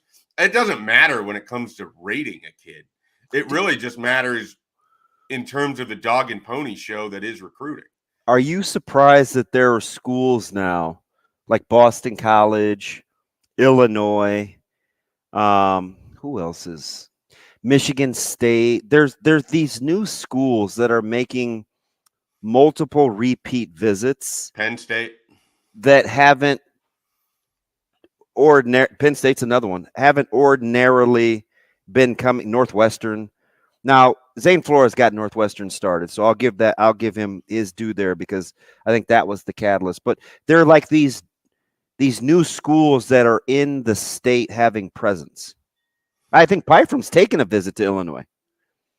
Yeah, he is. He's going to Illinois. And they were just I just saw like they're active. You know, if you're on the fence about Caleb Pyfrom, I think it's a pretty good sign that Brett Bielema in Illinois is interested in him as an offensive lineman. So, but yeah, I mean, kind of going back to what you were asking, I think that the more people realize there's talent that you can win with in the Nebraska area, the more it makes sense to put at least one person a couple times a year in the metro, because you can hit all those schools in Omaha. Obviously, you're going to have situations like a Garrett Nelson or a Carter Nelson or a Austin Allen that draws you to a different area of the state. But more often than not, you're going to be in the metro. You can hit a bunch of schools. And as we've seen, Nebraska's up to what, 9 in-state offers? There's probably 10, 11 kids that have Power 5 offers in the state right now. You're talking about the ability to see multiple kids per cycle. I mean, you can make it really worthwhile. I think the Midwest has exploded in this way. Iowa now, every year, double-digit Power 5 offers. Kansas, every year, at least 6 to 8 Power 5 kids. So you can spend a week in the Midwest and get your money's worth. The question is, can you go from a looky-loo to someone who can actually bring in a player from the region? And there's not as many teams that can do that as there are teams that are showing up to at least evaluate. Schaefer, real fast here, without trying to butter anyone up, because I know DB said the same thing, but in a vice versa term, we only have about 30 seconds. But when talking Caleb Benning and recruiting him, how important is it for Nebraska to have him end up there? I think it's a big deal. I mean, obviously, it's a legacy factor. It's a known name in the state. I think that's always a good thing. And it's a good football player. I have him in my top 3 of importance for guys in the state for the 2024 cycle. And that's not just because Damon's sitting here listening to me talk right now either. You can see it on the message board, the same spot where you can learn about Dylan Raiola and alleged business. Absolutely.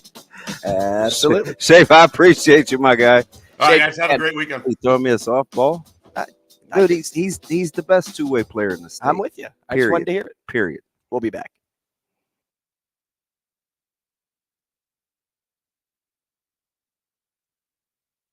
Rogers and Benning will be back in 5 minutes.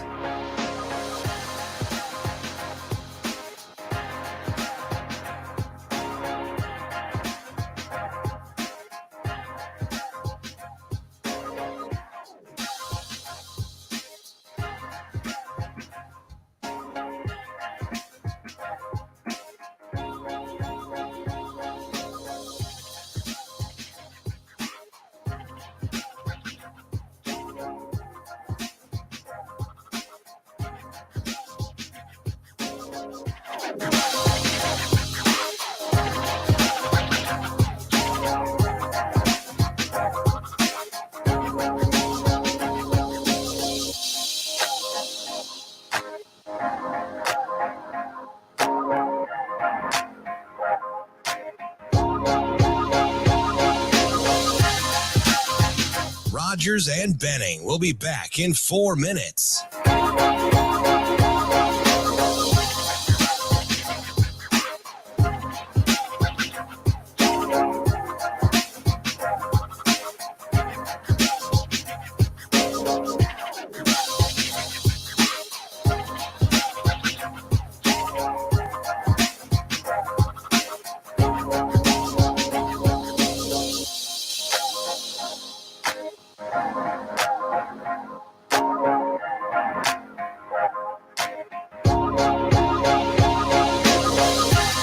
win or this. I want to make it about us.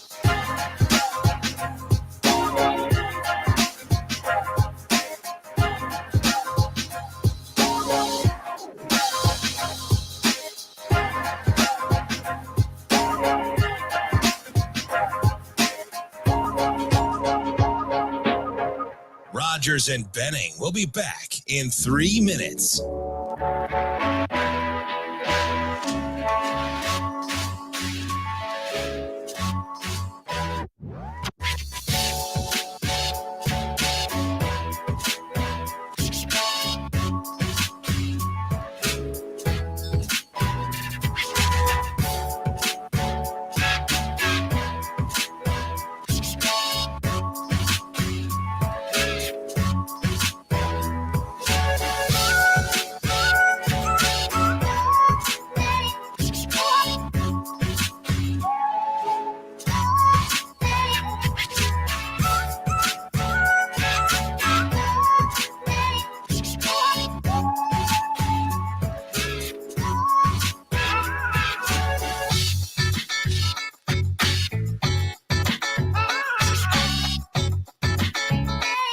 Rogers and Benning will be back in 2 minutes.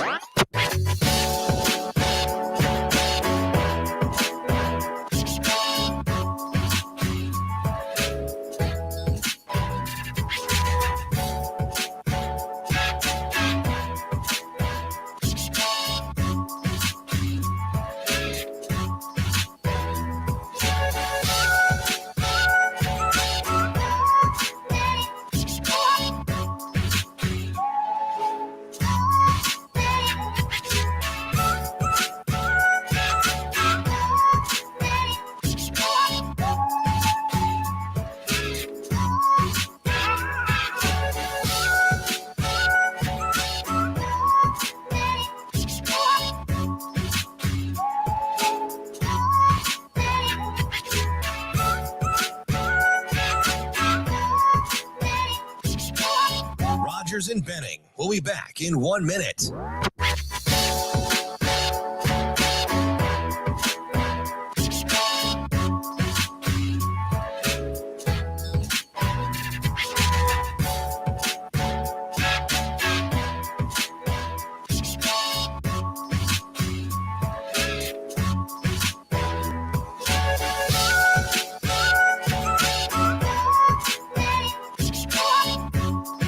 Rogers and Benning will be back in 30 seconds.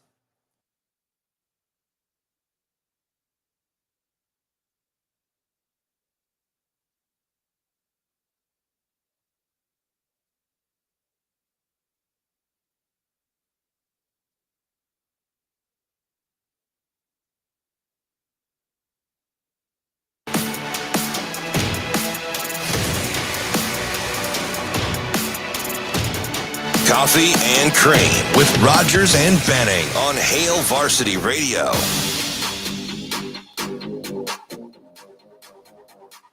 Hey, welcome back to the show, 888-638-4876. If you'd like to get involved at any point, Coffee and Cream in the morning on Hail Varsity Radio, powered by Currency. Damon Benning, Andrew Rogers going into the break as DB is playing the percussion instrument, the drums percussion. I wish I could play. No, that wouldn't be my dream instrument. My dream instrument would be Gotta be guitar. No, piano. Well, keyboard? yes and no. The keyboard, is the keyboard right? Like Herbie Hancock used to play, strapping around him. And Oh yeah. I want to be able to play that. Okay. So I need to know keys and all that type stuff. Well, going into the break, we were talking with Schaefer, and it was a quick answer. And I'm surprised at these comments. Are these people just being nice to me? I don't know, but people are. I'm looking at appreciating the love. I'm looking at Dimp and Scary Gary. The love of CB. And, you had mentioned that he's the best two-way player in the state, and I couldn't agree more. Just even only watching him for a handful of games last season, and, monitoring the rest of the state as well, not trying to be just so solely focused. Are you sure you want to go here? I am. I want to ask you, I kind of want to, okay. Does you working in the media, do you feel like that is why maybe blockers get put up when talking about Caleb? Like just in general. Yeah, I mean, I'm sure that's some of it, right? I think, golly, you're killing me. Don't go here if you don't want to go here. It's fine. It's fine. Because I talk about other people's kids all the time, right? I just had this conversation with 2 schools, right? One, he didn't tweet out the offer, and that happens, right? So I have to understand his personality. I don't know. He's just weird, and I don't even want this to be about him. So I'm not mad that you asked me, but if we're talking about recruits and we're talking about McMorris and Hall and right, we got to probably talk about this guy, and he just happens to be my kid. So yeah, I'm very passionate about this conversation because I just had this conversation with 2 schools. I've had this conversation with Nebraska. I've had this conversation with Coach Rule. I had it with Coach Frost. I said, hey, listen, I don't care what happens. If you think he can play, recruit him. If you don't think he can play, don't recruit him. It's not going to hurt my feelings either way, right? Like, my love is my love. His journey is his own journey. The one thing we do share is the love of each other.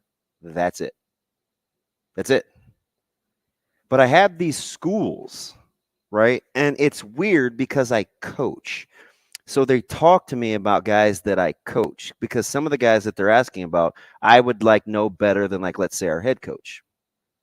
So I get lots and lots and lots of feedback. And I had this conversation and I said, hey, listen, I'm only going to say this once. I'm not trying to be any kind of way except who I am.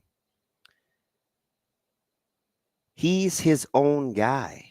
Don't ask me if, well, do we have a chance or do we think we can get him or this, that, and the other.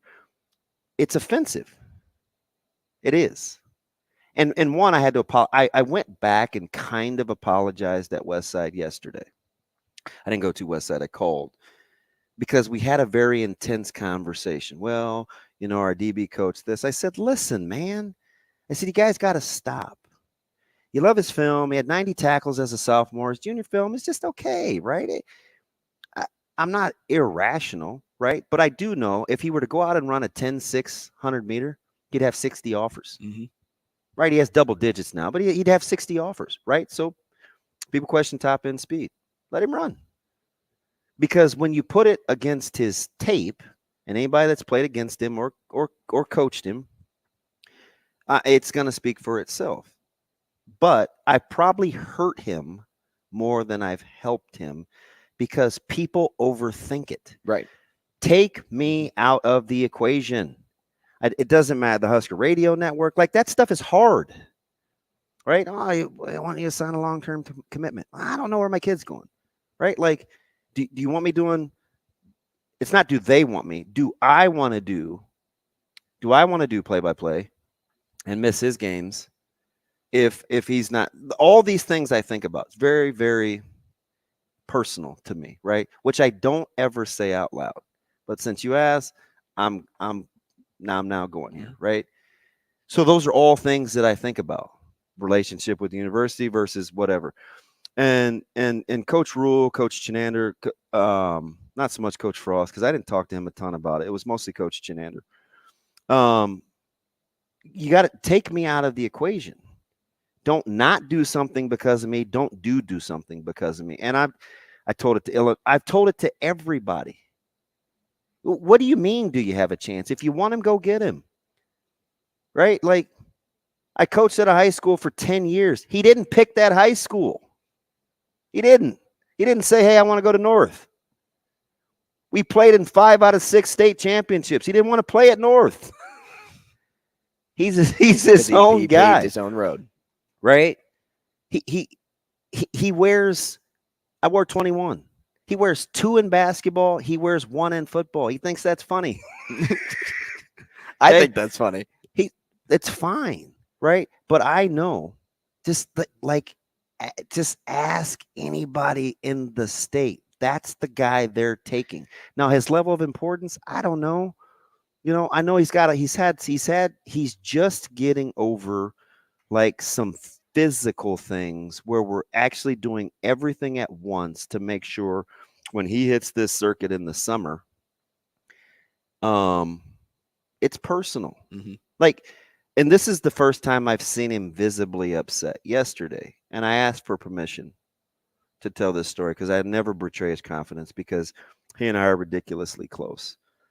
So he gets out of surgery and they have him hooked up to these monitors and it beeps at him when his pulse is too low. So he's like 42, 43, and it kept beeping. It kept beeping. He wanted to go to sleep. He's out of it. I showed you the pictures, right? He's out of it. And then it would beep at him and he would kind of get mad and it would get up to like 72, 73. That's like beats per minute. Right. So that's kind of high. It's getting higher. So two things got him to 83, 82, and 83. Number one, I asked him about his ACT, right? His mom is in the room and we're talking about his testing. And he says, hey, no pretest, no this. I scored 20 some odd, whatever. And he goes, well, it's not as good as Dad's, but and she goes, oh, Dad's a genius. Don't worry about that. What? By the way, I couldn't believe she said that because when we were married, it was never genius. Wasn't the word? No. It's more like teabag, but some of that I earned. And the other thing was he was scrolling through Twitter. He's on his phone. And it gets up to like 83. And I look and I'm like, what is he like? What are you aggravated about? And he goes, God, I hate recruiting. And I go, what? He said, the more I'm in this, the more fake I know it is. Why can't people just do what they want to do? And it changed my whole day.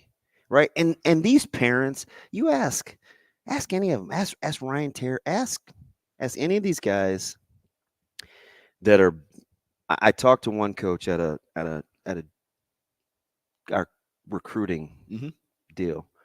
I know his family really well and he coaches. So we just got to talking about lots of things and just to glean their insight on how this process works. It's not how fans think. So I have to eat that every single day. I have guys that are knocked. People actually were hating on Teddy Vrzal because, he's not that good. He's not that good. He's not this. He's not that. And I'm like, okay, that's fine. Film, whatever. He did put up these testing numbers the other day. I'm validating. But in the same vein, we'll offer guys, and guys have been offered based on just numbers, and the tape doesn't add up. These kids can't play dead. Sure. But you run whatever, and it's like, oh, man, all in. Those things are frustrating. So it's like our staff always says. We got to coach our guys. We got to play to our strengths. We got to stay within our culture.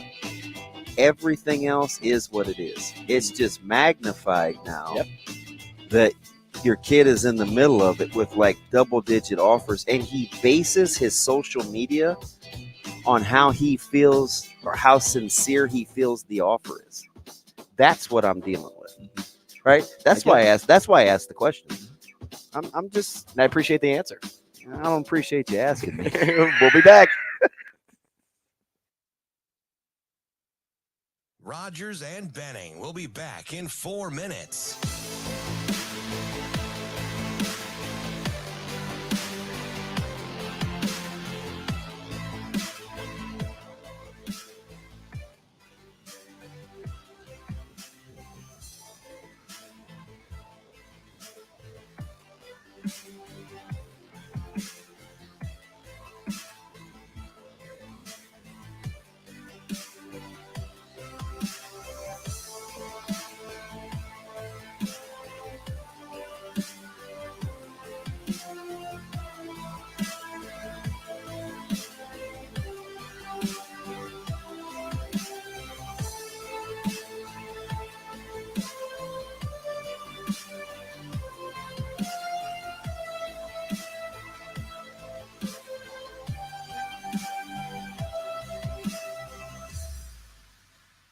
Rogers and Benning will be back in 3 minutes.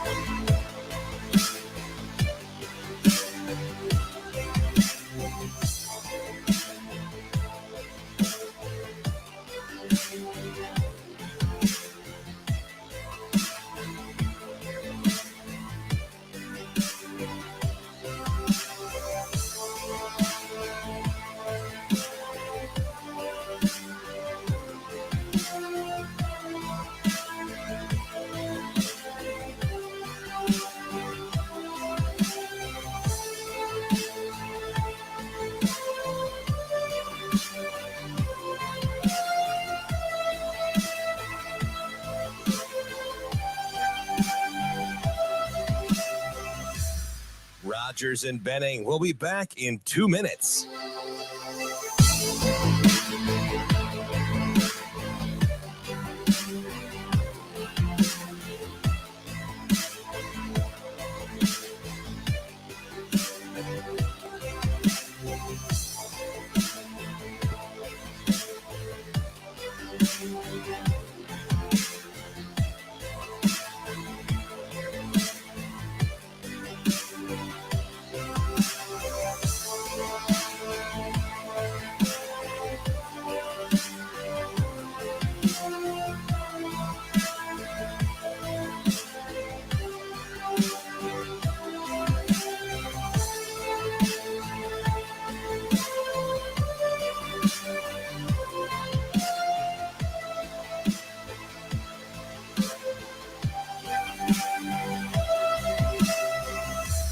Rogers and Benning will be back in 1 minute.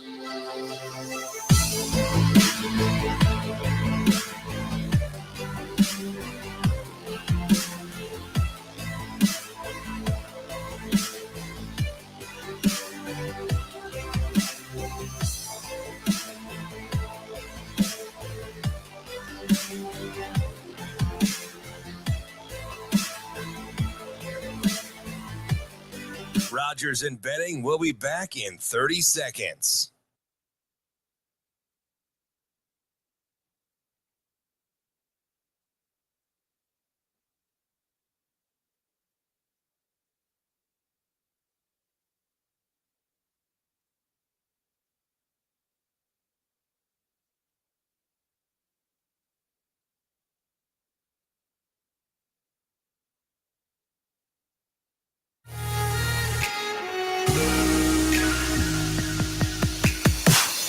Coffee and Cream with Rogers and Benning on Hail Varsity Radio. I don't want to speak like too badly about people, but if there was someone I was like, hey, we really want that guy, then we would go try to recruit him. Yeah, we'd try to get him. So there just hasn't been a lot of. It's not some philosophical thing like I don't believe in it. It's just it hasn't been the right fit for us, you know. So it's this is ever changing. What happens in December is different than what happens now. So there's a lot of guys that are in the portal that maybe not the right fit for us, and there's some guys in there that are, NIL sweepstakes guys, and so we're just, there's probably not anyone that we just feel like, hey, we really want to go get that guy right now. But we work at it every day. I mean, I watch portal kids every day, along with high school recruits. Because, I think one of the big things that's showing up now, and I think this is important, is I have a lot of parents of high school kids, which is how we're going to win, right? How we're going to win the long term is with high school recruiting, asking me, hey, how many portal guys are you going to take?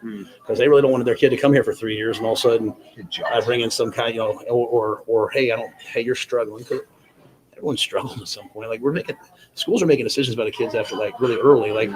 So it's like, hey, you know what? I'll go get a portal guy instead of you, and they're gone. So parents are looking for stability. So to me, the long-term play is, hey, come here. We're the stable, developmental. Now, it will tell you where you stand. If you don't like it, you can go. But,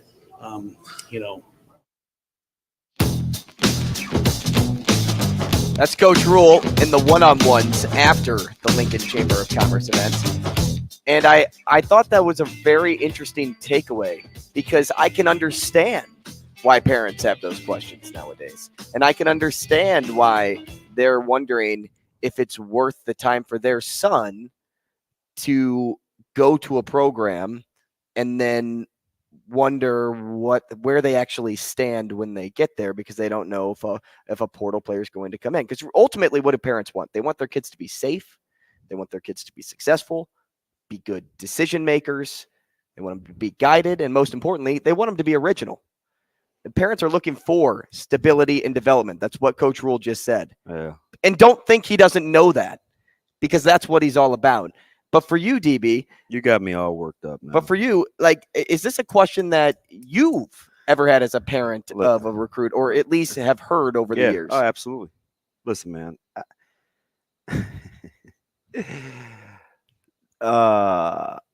So I listened to my head coach, Coach Lamanji, tell a school. This is probably 2 months ago. He said, listen,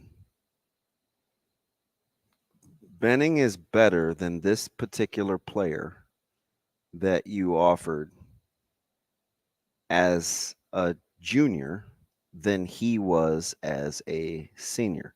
I'm just telling you, like, I know the game. And the school wanted him to come out and camp.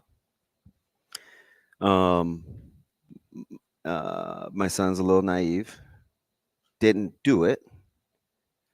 They asked him to come out again in June. Now, is he bothered by the fact that they just won't offer? Sure. Does he want to play the game? I don't know. He better learn to, or he just has to deal with what comes with it, right? That's always been who he is. And the school said, hey, listen, we just want you to come out because we're deep at this position and we're young. But we don't want to miss the boat if what people say is actually true. You didn't play for 12 weeks. You played half a game versus prep. You were extremely average. They didn't say this. I'm saying this because he knows I was mad after Grand Island. You were just okay, and then you got hurt against WS. Like, hey, man, like, either you want to play the game, the recruiting game, or you don't. And he said either they want me or they don't. That's what I'm dealing with as a parent. So when the duality of it is, as a coach, when you get players that ask me, because we have how many guys being recruited? A ton, right? Coached at one of the greatest teams ever in 2014. A lot of guys were being recruited. Like, I know what coaches are asking, and I have to buoy that against, sure, God, I cover this sport all the time. Is this really what it boils down to? Some of it is encouraging. Some of it is disappointing. But you guys are crazy if you think the parent side of things doesn't matter, because at the end of the day, you want what's best for your kid. You do. And sometimes that's going to go against what you want. You think those things are interchangeable. Sometimes they're not. And do you know why that's even more important? Is because who do the recruits respect more than anybody else in the world? Well, hopefully their parents. Their parents. Hopefully. So that's why. Or their guardians, this is so or whatever. Crucial. Yeah. But I know what Coach Rule. I get it. You look at the depth chart. There's one guy, different sport. There's one guy that's you got a chance to play professional. And do you know what he's looking at currently? Rosters. He's looking at roster spots, potential roster spots. Is he wrong for doing that? Does he fear competitiveness? Does he not like competition? Is it are you over analyzing? Are you being overbearing as a parent? See, I don't think so. Because when you get there, still you have to compete, whether you're looking for a roster spot or not. You have to compete when you're there, right? Right. When I had to pick a free agency team, and it was Denver, Carolina, Pittsburgh, and somebody else. Do you know what we decided? Who has the fewest amount of available ready players?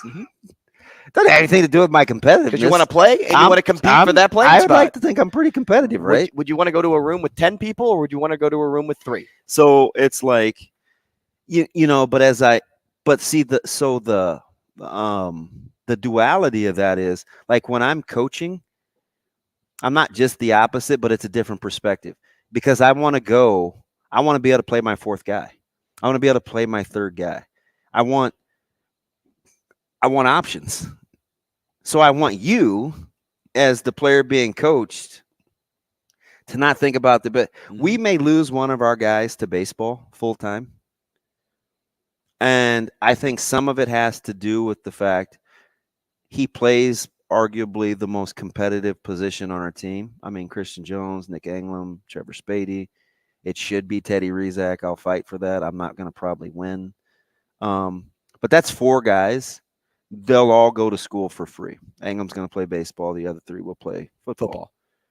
This young man can be really, really good. But I'm not mad at him for weighing the risk reward of another sport versus now. Do I think football is ultimately going to be his best sport? Sure. I'm not superseding his parents. Well, and sometimes I'm just not though, right? And sometimes though, even though it's your best sport, doesn't mean it's the sport you want to play.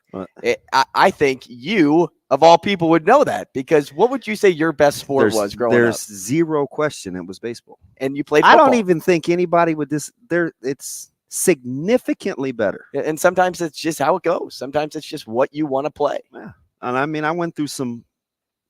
Again. Not for you to piss me off again this morning, but there was some maturing that had to go on there. That was not a good time for me, right? I think it led to a lot of my early insecurities in college, which was a debacle. But yeah, sometimes it just doesn't work out like that. Now, as of however old I am, 40, high 40s. Was it the best thing for me? Sure. Real time? No. So it's hard to project that into parents, sure, and kids you're coaching. But I told the story loosely of a couple of college coaches that were not in on the hype of a couple of our local guys. Like I can't fall in love with the numbers. I just don't see it when I watch this, that, and the other. And then other guys, it's like, oh, what did he run? What did he jump? Oh, okay. Like we got to put them on the radar. So do I get frustrated one way or the other? Sometimes, because it goes against the way that I think. But the whole time, like I'm constantly learning. Right. If I look at a Murphy or a JT Brands or, Tyson Terry or Lil Prohaska over at Elkhorn South, or there's lots of guys, Jackson Williams, right? Like, good one. I feel like, in one school actually took me up on it and they stopped out there. But there's a part of me that I feel is kind of frustrated. Like,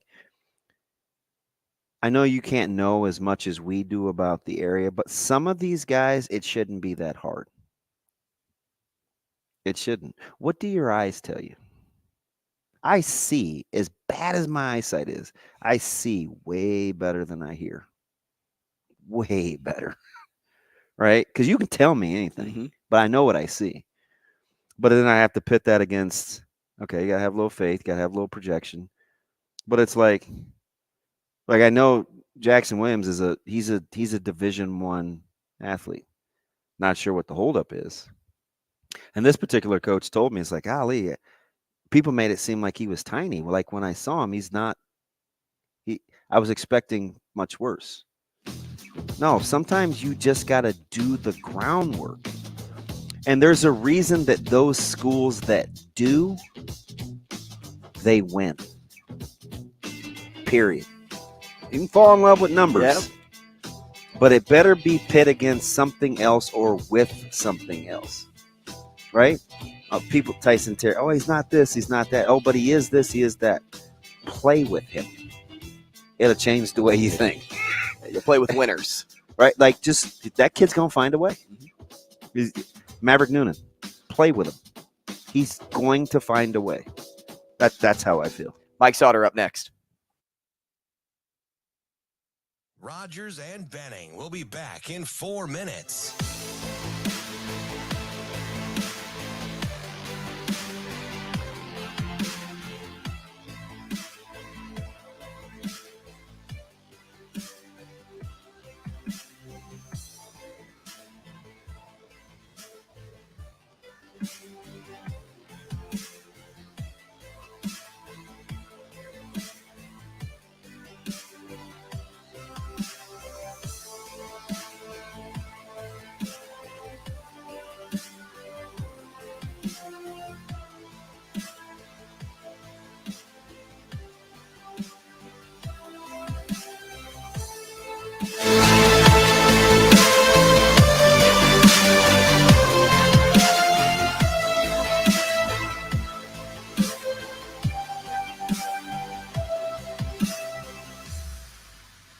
Rogers and Benning will be back in 3 minutes.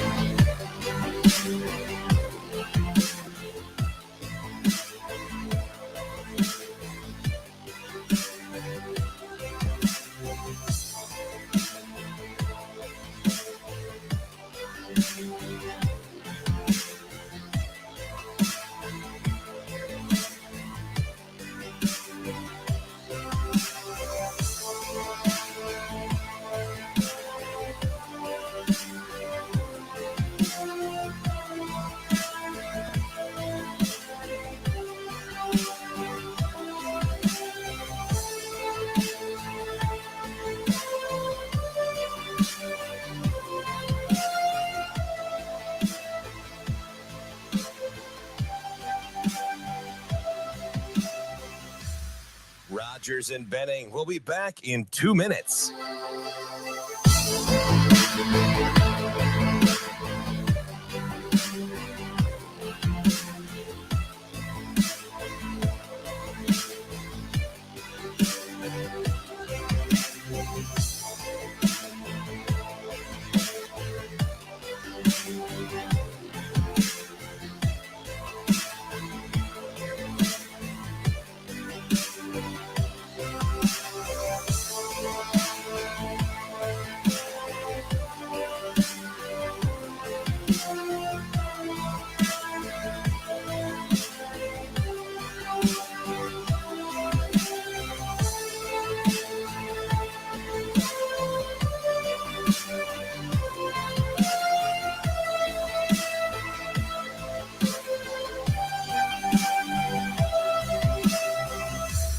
Rogers and Benning will be back in 1 minute.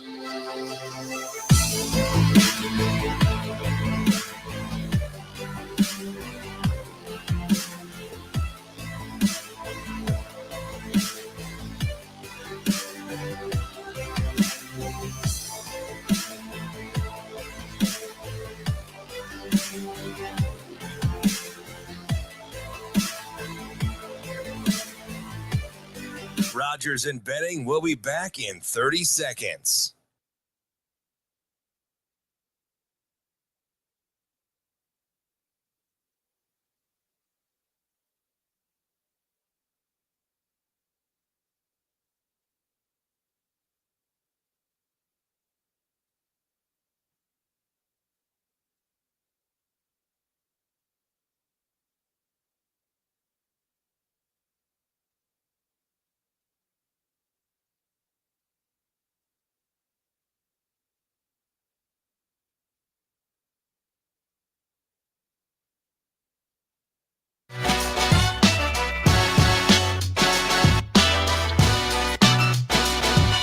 Coffee and Cream with Rogers and Benning on Hail Varsity Radio. Oh, yeah, no doubt, no doubt. Mike Sautter. I would agree, Damon. Mike Sautter. Yeah.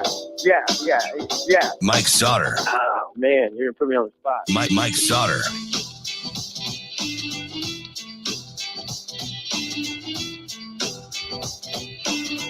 Hey, top of the hour here on Coffee and Cream in the morning on Hail Varsity Radio, powered by Currency. Damon Benning, Andrew Rogers, sharing is caring, DB. Thank you.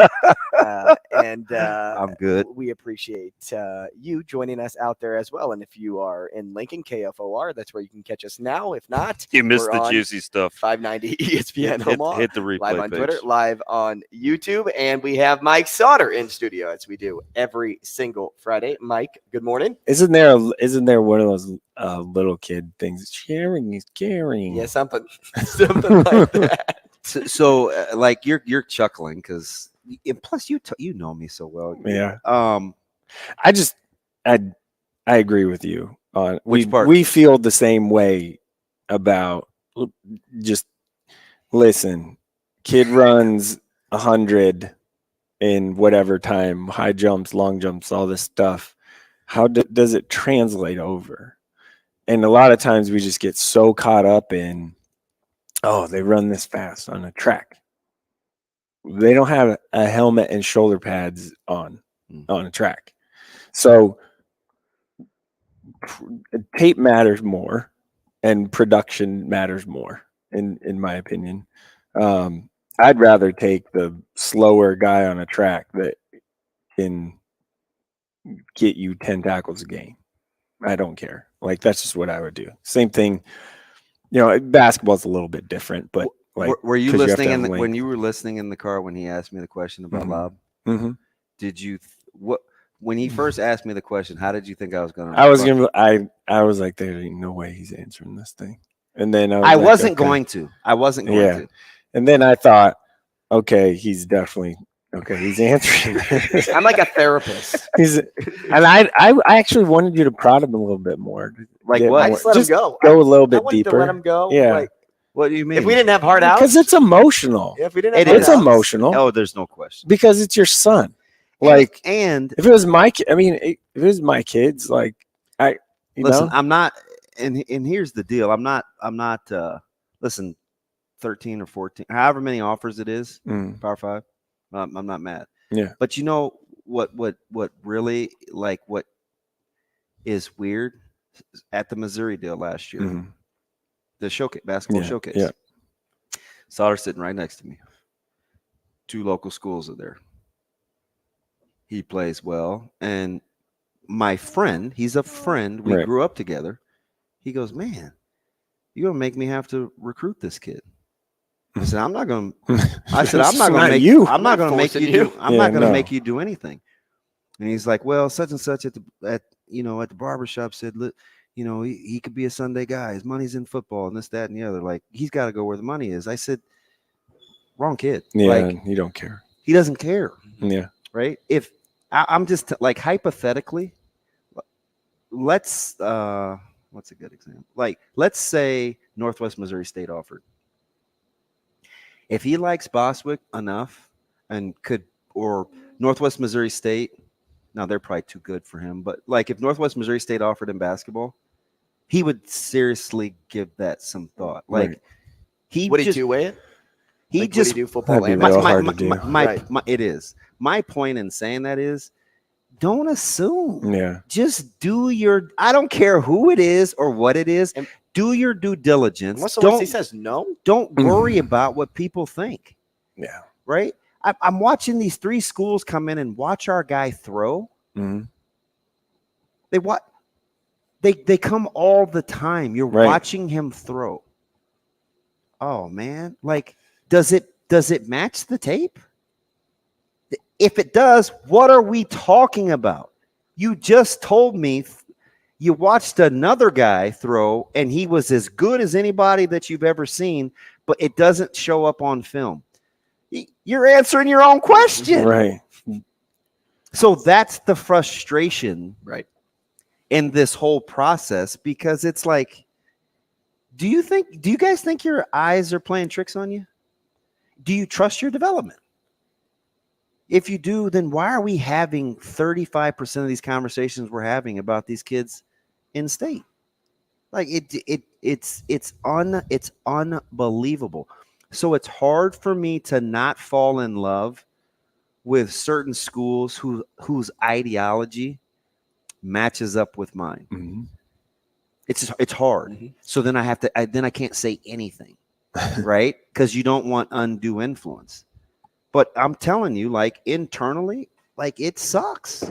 Just it all goes back to trust your eyes. It's kind of the same thing. Like, in basketball, this happens way more. Yeah, well, who else is offered? Who's offered? People cry over an inch and a half. Right. Why hasn't anyone else offered? Why hasn't? Well, okay. Who else has offered him? What? Who gives a damn? If you like the kid, who cares? Yeah, great, even better. You're the only one, and you have zero competition about getting this person. Right? Because no one else has. So you're gonna wait because no one else has offered, and you just like, well, why haven't they offered? Well, if you like the person, you think they fit, just go do it. That's what separates the good recruiters from the great. And you know, one of the reasons why I like Missouri, they did their homework. Their offer to Teddy was not reactionary. No, they don't care. They had been pitching tent at the school. Like there's a handful of guys like there, and it's like once he works out and you get the deals, and it's listen, hear my heart. I try to give multiple examples because it's not just about the particular school that I coach at, right? I can talk about Terry or, they're like, oh, DB, he's a friend. Okay, I'll talk about Maverick Noon, and they're like, oh, shoot, you're friends with everybody. He's a friend too. People can relax. So I say all that to say there's very few people in this state or in the metro that I'm going to say I don't like them. Like I get along. I'm fine with just about anybody. So again, remember, I'd rather be right than well liked. Like if I'm gonna, like, there's a reason I like Ashton Murphy. We liked Ashton Murphy when nobody else liked Ashton Murphy. It wasn't even popular to like Ashton Murphy. Right. I like JT Brands. If you think JT Brands is not a Power 5 kid, you're crazy. You're crazy. Was anybody else talking about Jackson Williams? No. It's not because Jamel's my friend. It's not because I love Sarah. Hey, he's going to play Division I in some sport. He deserves a look. Now, whether you like him or not, that's fine. He deserves a look. You know who JT Brands is Cade Pieper. Listen. JT same Brands, guy. JT Brands, little short, right? A little short for everybody, right? Like doesn't fit the measurable stuff. Cade Pieper also threw the longest shot put you've ever seen yesterday. Of the 20, broke what, another record? Of the 2024 guys, if we're all captains and we get picks, if there's 6 of us, he's going in the top 6. Yeah. He's getting picked in the top 6. I know if I had to win a game, this is fun. Maybe we should do this. You want to do this? The draft? Yeah. I'll go first. Who's your number 1 pick? Number 1, if I got to win a game, right? Yeah. Like today? Yeah. Caleb Benning. Okay. I agree. If I have to win a game today, I'm taking Caleb Benning. I would take that. I would take that. Can I go first? Yeah, go ahead. I'm going to take Caleb Benning. All right. He's off the board. Oh, darn. Do you know who quietly might be number 2 for me? If I had a game to win. Actually, Anthony Rizak's up there too. Ooh, correct. I'm taking Anthony. Iowa State was in yesterday. Again. One of those 3 teams. Again. So. Iowa State, South Dakota, Colgate saw him throw yesterday. He's kind of dang. I'm taking A-Train. Because he can win. He's a winner, right? All that stuff, and then he's gonna find a way. There's a lot of other guys. We talk about just that, top number, but then there's Michael Burt at Prep's getting some run now. Listen, Harry Caskey, Ogallala's good athlete. Remember what I told you after watching Riker Evans from Highline. Ran a 10-6 remember what I told you about Caskey? He was sensational. He was easily the best player on the floor at the Devaney, and I was shocked at his athleticism. He was fantastic. Multi-sport guy. Tanner Hollinger's another one out there that doesn't get, the love. Hey, let me ask you, what's going on with I'll get to hoops here in a second. What's going on with Millard South's recruiting? Their roster is better than I think our guys just keeping it quiet, I think it's a little bit of they're a little young, right? In spots. So you have Lacuna, who's the oldest guy. I see that guy in my sleep. Yeah. He wore our ass out. So you have him. Go watch that tape. Oh, I see. He was listen. That was loud. Listen, he was giving me a headache. So you had. I don't even know if I said that out you loud. You got guys like that. But at what's his real size? Oh, I don't know. Probably like 6'3". Listen, we couldn't block him, and he was mean. God, he would throwing guys down, finishing tackles. I'm like, ugh, he is a monster. Right, like 6'3", like 240, 50, probably. Yeah. Like if we play against you and you don't pop, I have a hard time. Like there's a couple guys in the past handful of years that have gone Division I that ran fast times that we actually made a concerted effort to go at. I'm like, ain't gonna work at the next level. I'm just telling you guys, you can fall in love with the numbers. They're not good, right? So I'm not vouching for those guys, right? Because dash bombings and all. Oh yeah, I'm on the dash multiple train. times. So, what about Teddy Rizak's the obviously hot name right now, and you guys would feel like we talked about. I mean, I hit this table last week about just the frustration part, but my fear versus my fear and my heed my warning. I said this before the season even started.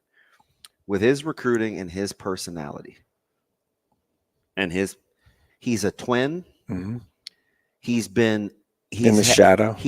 Not necessarily shadow. Anthony does get all the headlines. Yeah, because it's just the position. But it's like text them separate. Right. Don't text them together. You want to go get one. You want to go get one. You don't have to always go get the other. Mm-hmm. Right. If you want to be their friends, you don't have to be friends with both. Right. Like he wants his own individuality, right? Mm-hmm. He wants to know who's for him. So I felt like I told this to SDSU. I told it to NDSU. I said, hey, listen, don't sell yourself short. If you're the first to offer and he believes that program is for him, he's going to say yes. Yeah. Like he's just the type of guy.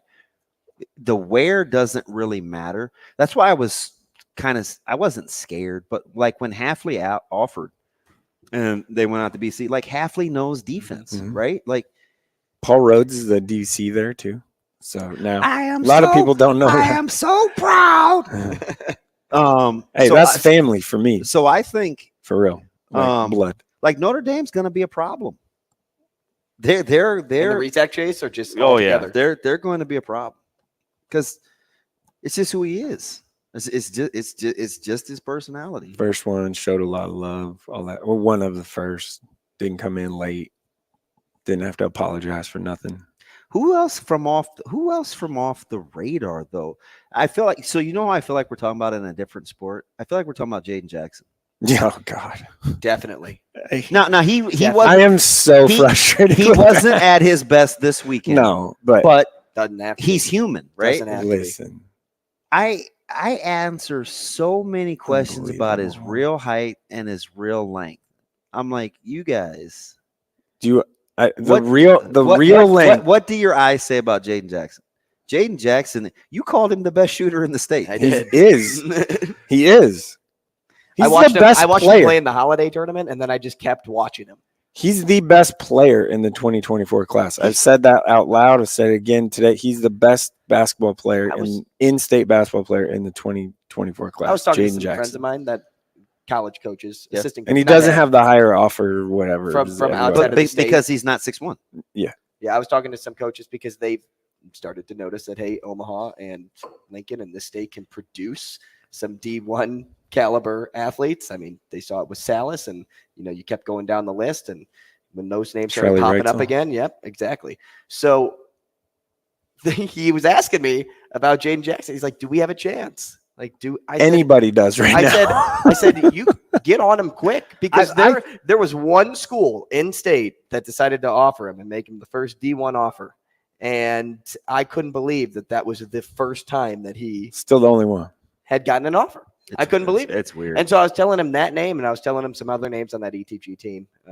But all in all, I was like, Jaden Jackson, like this is somebody that if you get on him now, it will only help you in the long run. I will say this about him. Colorado State has done their due diligence. They were just into watching. I saw Maresh at the first open. Yeah. So the guy I was talking to, I get it. They just felt they were too small for Jaden. The strength thing, like he does. He's pretty strong. He does get bullied a little, but it's more his mindset. Like when he locks in, he's a really good two-way guy. He is okay. He is. You can say people say he's 6'1". I don't think he's like 5'11", probably, right? But he has a. I asked because I was like, okay, I need to know, and people were starting to ask me, meaning college coaches starting to ask me, like, how long is he? Because if he's much, he's super long. He's way long. So I asked. He's got fantastic hands. Yeah, too. I asked Coach Klein. I said, well, what's his wingspan? Like, what are his actual measurements like before the season last year? And he said at Bellevue West, they measured him 6'7" as far as a wingspan, and they measured him at 6'1". I was like, well, okay, 6'1" with shoes, and he has like his hair, popping today. Mm-hmm. So, he's at least a 6'6" wingspan, and he's 5'11" and a half probably, or something like that. So that's really long. Yeah. Like, and he's tough. It's just well, he just has he's never played the point. People want him to be a point guard, and he just never has. He's playing that a little more this summer at times. Kinda. Like at times, right? You just want to see if he's capable of seeing the floor enough to initiate something on offense. And I think he probably has it in him. He's just never had to do it. Let me ask you something, because most people have seen the lists. Millard West leads Grand Island 1-0 in baseball, by the way. Nick Van that Tiger's started at solo 9. Yeah. It's going to be fantastic. Trying to beat the weather. You taking East? Ooh, East or Millard West, I think. Lincoln, that's what everybody's going to say. Well, yeah. Well, no, I've watched a lot of baseball. Yeah, a lot. Yeah. So and East keeps winning the tournaments. Yeah, that's what I mean. East won the Millard West tournament with the best teams. East won the Millard West and Millard South tournament, and they won the Hack tournament. Okay, that's really hard to do. All three, they have the pitching depth. You know what's funny? I had my buddy from Prospects thinks that Jackson Williams could make a living on the bump if he committed to it. Yeah, no, because he's center fielder. That's what I was gonna say. How about it's that? all about pitching, right? You can't lose your first game, right? If you lose the first game, you're in trouble. So it would be a call to arms. Yeah, it'd be like, who's pitching this pitch? I mean, you're just rolling through them. So now Millard West has Dermer, and he's the best pitcher. So they have him. Then you can back that up with Williams. They got a couple other arms. Their starting pitching depth is really good. Also, Lincoln East has starting pitching depth too. I mean, Carter Mick came in and did what he did, and he's probably their third best guy. You know the name Carter Mick? So he's probably their second or third best. So that matters, right? I don't see a way. Like Prep, do they have the pitching depth? I'm just not sure. Gretna, do they have the pitching depth? I'm just not sure. Grand Island, you made it, right? Elkhorn South has the most talent. Hey, quietly, and they keep winning. Papio South can score a lot of runs. Are we giving Gretna enough credit for this run the last 4 years in their sports program? Yeah, no. We kind of owe by the way, though. Hey, speaking of, I'll be there today. Soccer. Yeah, their girls' soccer team is they're wagging. Listen, are you putting them up there with like Prep swimming? Yeah, U.S. is the Kentucky. Yes. Prep girls soccer. Yeah, their girls team. Yeah, dominant. Prep swimming. When was the last time they lost a game? What about South Sioux Southwest. City? What about South Sioux basketball? Girls. Ooh, yeah. I mean, they're up there though. Let me tell you. So you know how I listed all those dominant sports? How about Larry Putney? Like, hey man, you forgot bowling, about Pius bowling. He's like, you forgot about South Sioux, and I was there. Hey, Pius bowling. I was there when he's Robinette was coming, and Prep swimming, and I was like, dang, my bad. He was just going by those NSAA Opens that we always cut for our broadcast. Right. Those are two of the teams that always come up on our canned Open because they were so dominant. Gretna girls soccer, their second unit could probably could probably make the state tournament, if not win a game in the state tournament. Their second group. Crazy. Do you if they lose, it would be a. This is not huge. This is not superintendent related, but can they survive numbers wise after the split? Girls soccer can, yes, because one Chase, their head coach, he's going to East. He's going to teach over there and be their head coach, and then it's literally half. And I'm telling you, their roster is so loaded, it won't matter. He's laughing. it won't matter. I'm not a soccer expert by any means, but I've watched, enough, especially this week, where they're so much better. They play Marion today, 5:30. Marion's had a run of their own. Yeah. Or I'm sorry, they don't play Marion. They play Westside. Westside beat Marion. And shout out to the district. Yeah, that was a pretty big win for Westside. So I mean, hey, you won a game, I guess. Hey, A and B. So Scott won last year. Yeah. And so they lost to Bennington already once Boys, this year. yep. And so Bennington, Scott, would probably be the state final if you could. That's hey, if you guys were moving to some hot, trendy. Skylar's pretty good though. Hot, trendy neighborhoods. Would you go to Gretna or Bennington? No. I don't like the north of Dodge. My wife. At least Bennington's trying to make a concerted effort to not build another high school. I was going to say Gretna's splitting into two. Bennington's working real hard. I can't because I care, guys. I don't want anybody mad at me. I saw Coach Kale at the recruiting the other night. I didn't have a chance. I love Coach Kale. He's in my favorite. He's in my top 10. He's awesome. I just watch him handle his business. He's like, I feel like these little beady eyes are staring at me. Who's staring at me? Oh, that's just Coach Benning admiring your work. Like, I just watched him from afar. He's a stud. He doesn't. He honestly, he just does what he does. He doesn't. Really care. Looks like you guys look the same age. He looks like he's 12. Thank you. I'm telling you, man.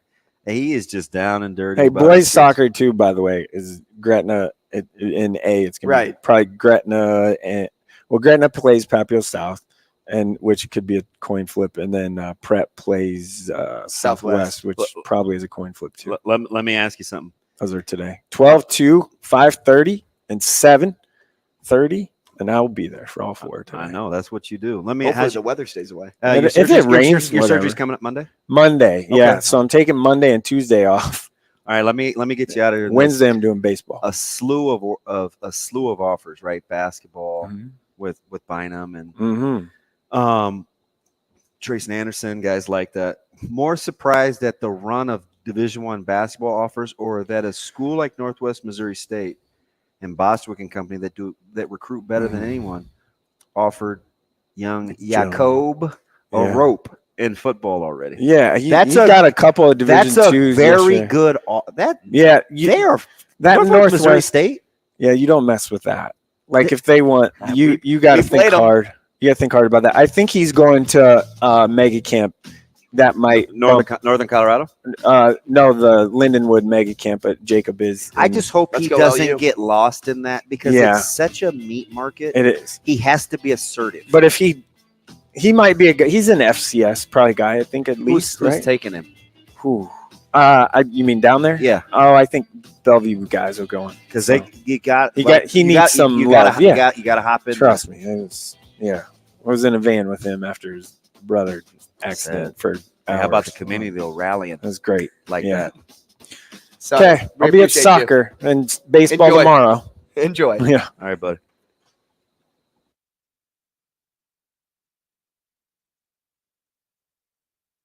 Rogers and Benning will be back in 5 minutes.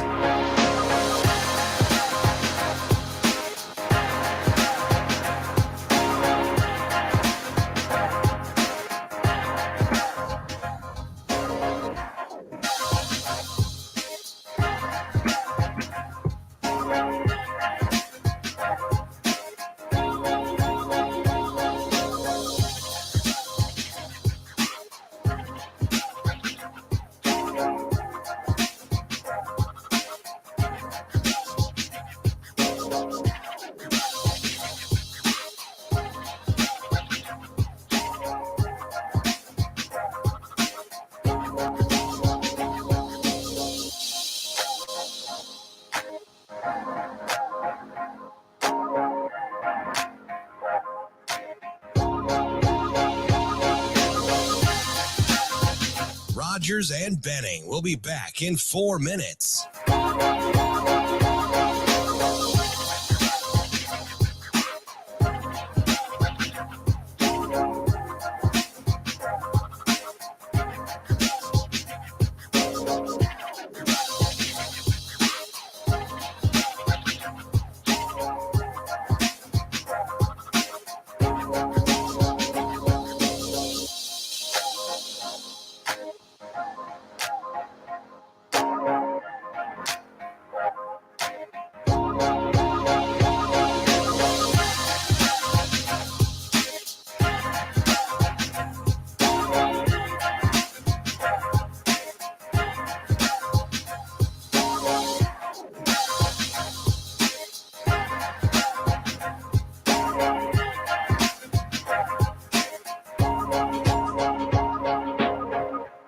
Rogers and Benning will be back in 3 minutes.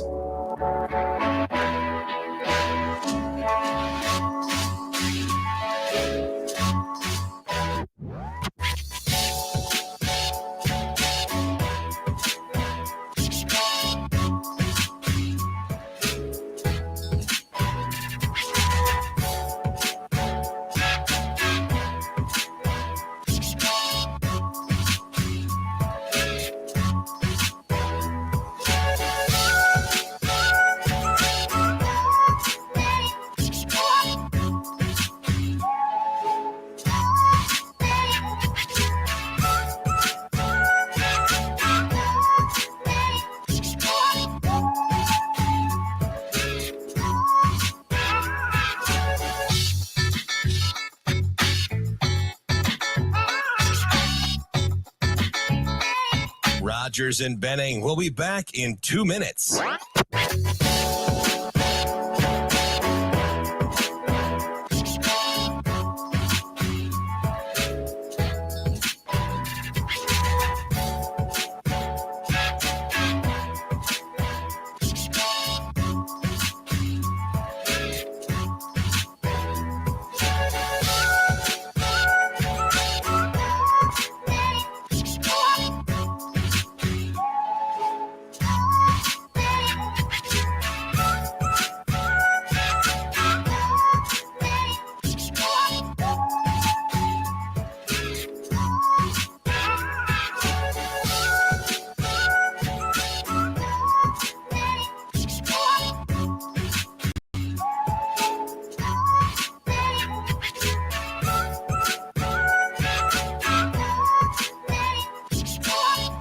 Rogers and Benning will be back in 1 minute.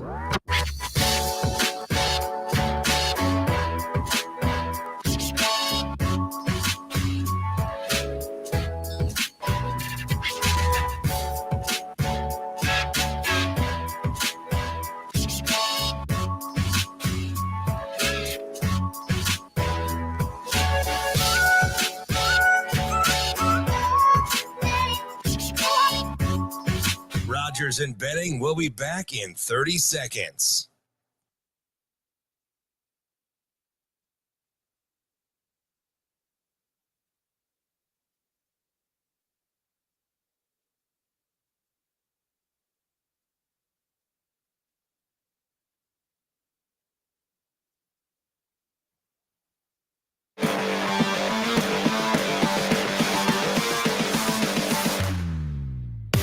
Coffee and Cream with Rogers and Benning on Hail Varsity Radio.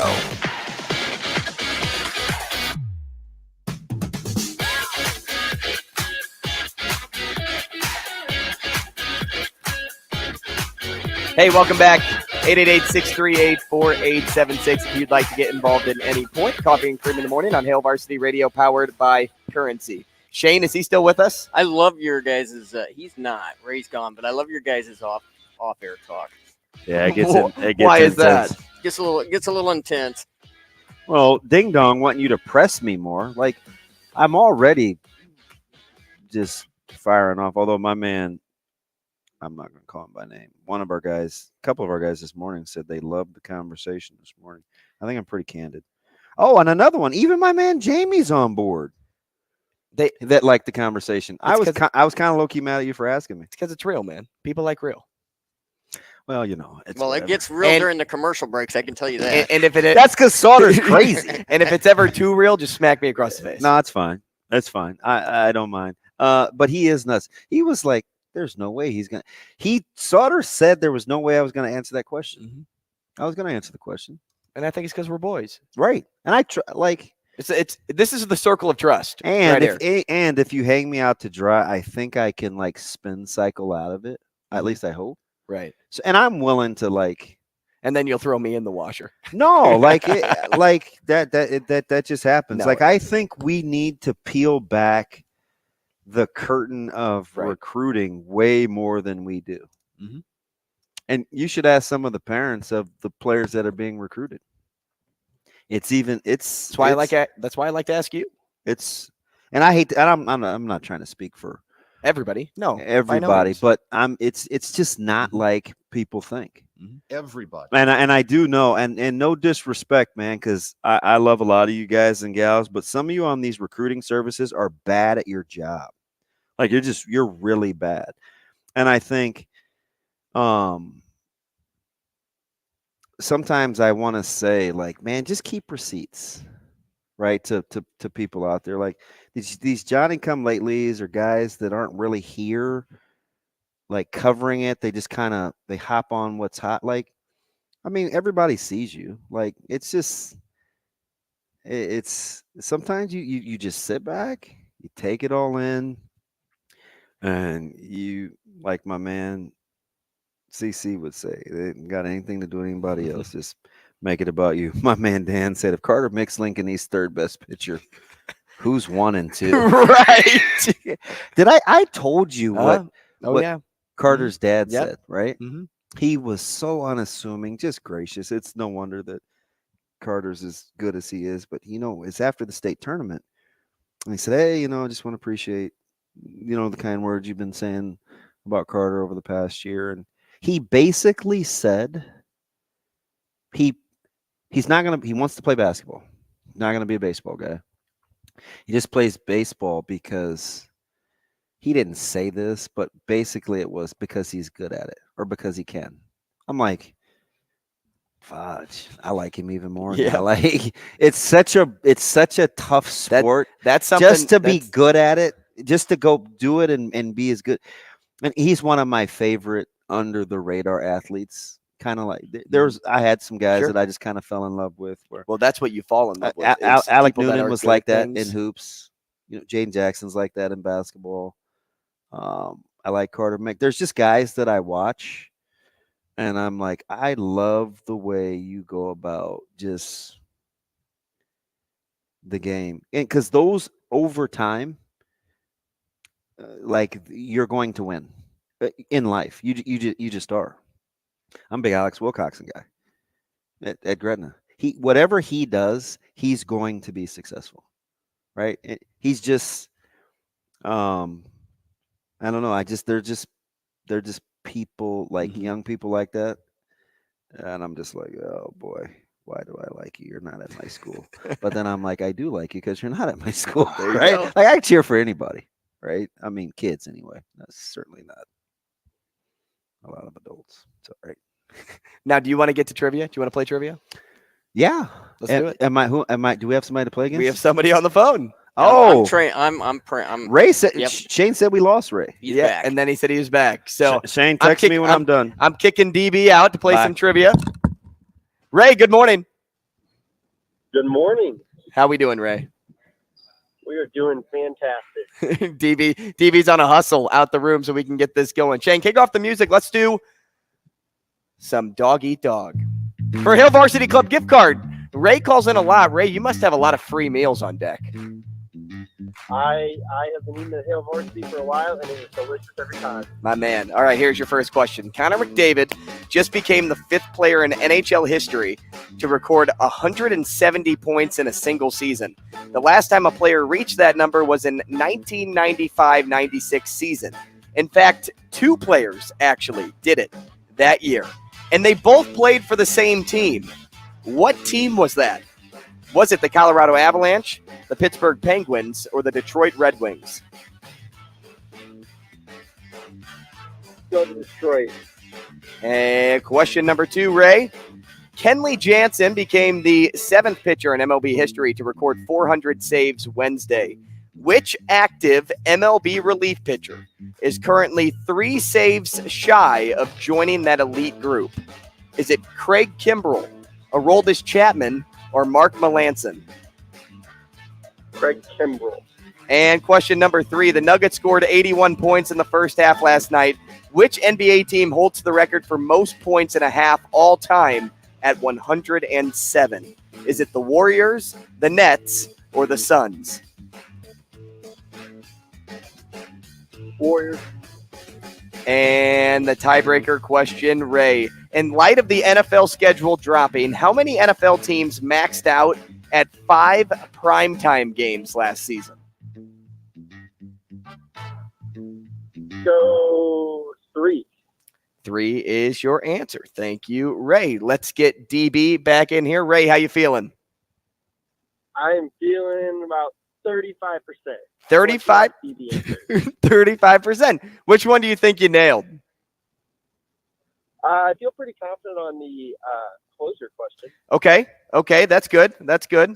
Hopefully you're indeed correct. We'll see if DB can get back at least the 66% that you think you didn't have. DB, welcome back. 66%. He only feels 35% confident here. Okay, let's roll. Okay, DB, your first question. Connor McDavid just became the 5th player in NHL history to record 170 points in a single season. The last time a player reached that number was in the 1995-96 season. In fact, 2 players did it that year, and they both played for the same team. What team was it?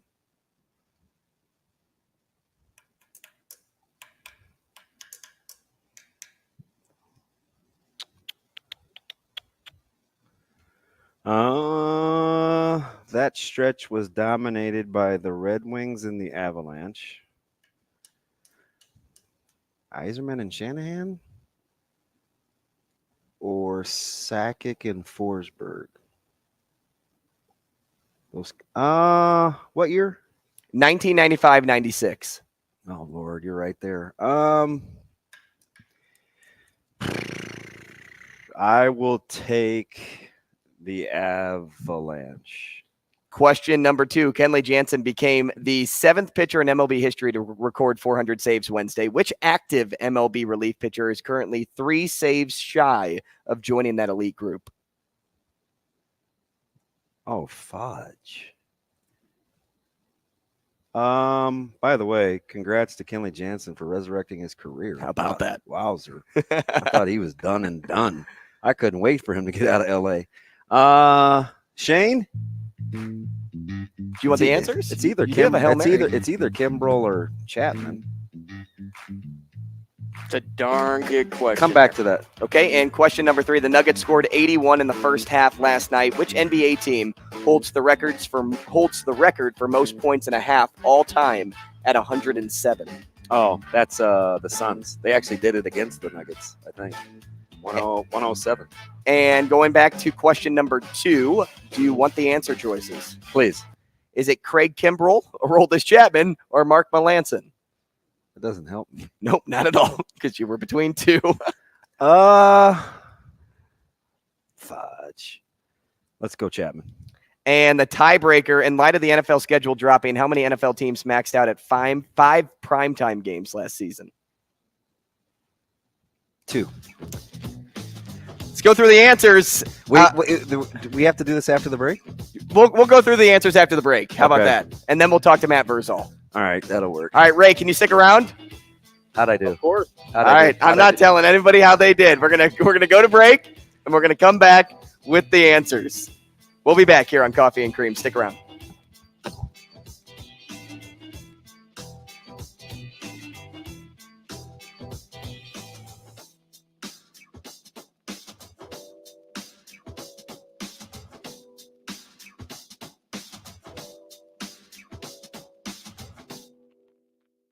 Rogers and Benning will be back in 4 minutes.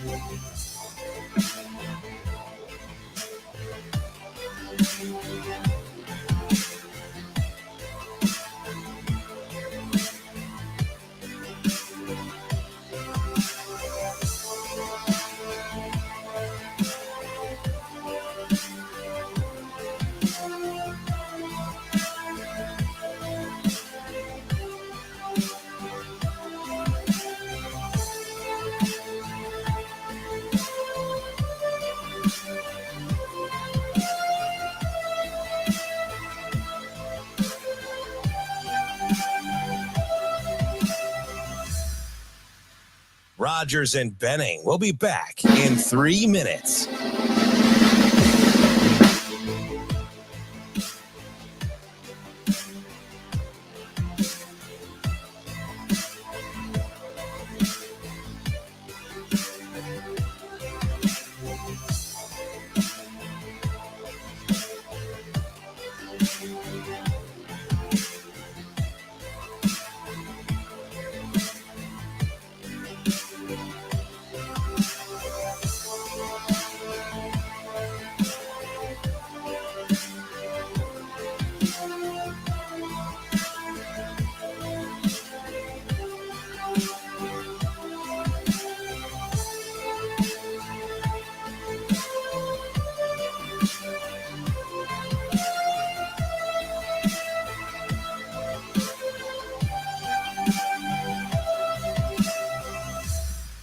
Rogers and Benning will be back in 2 minutes.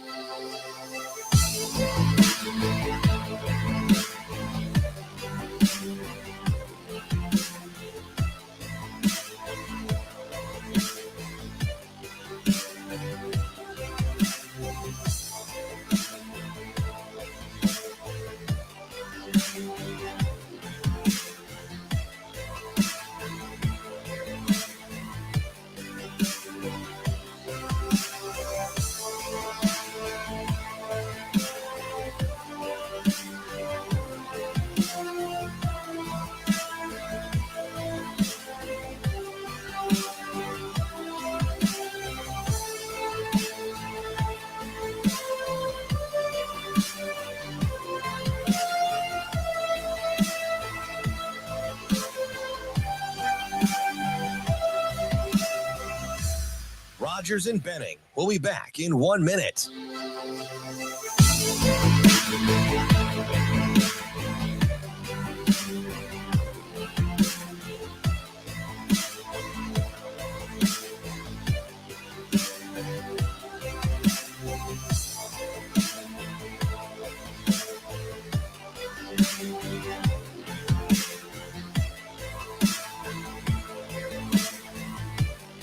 Rogers and Benning will be back in 30 seconds.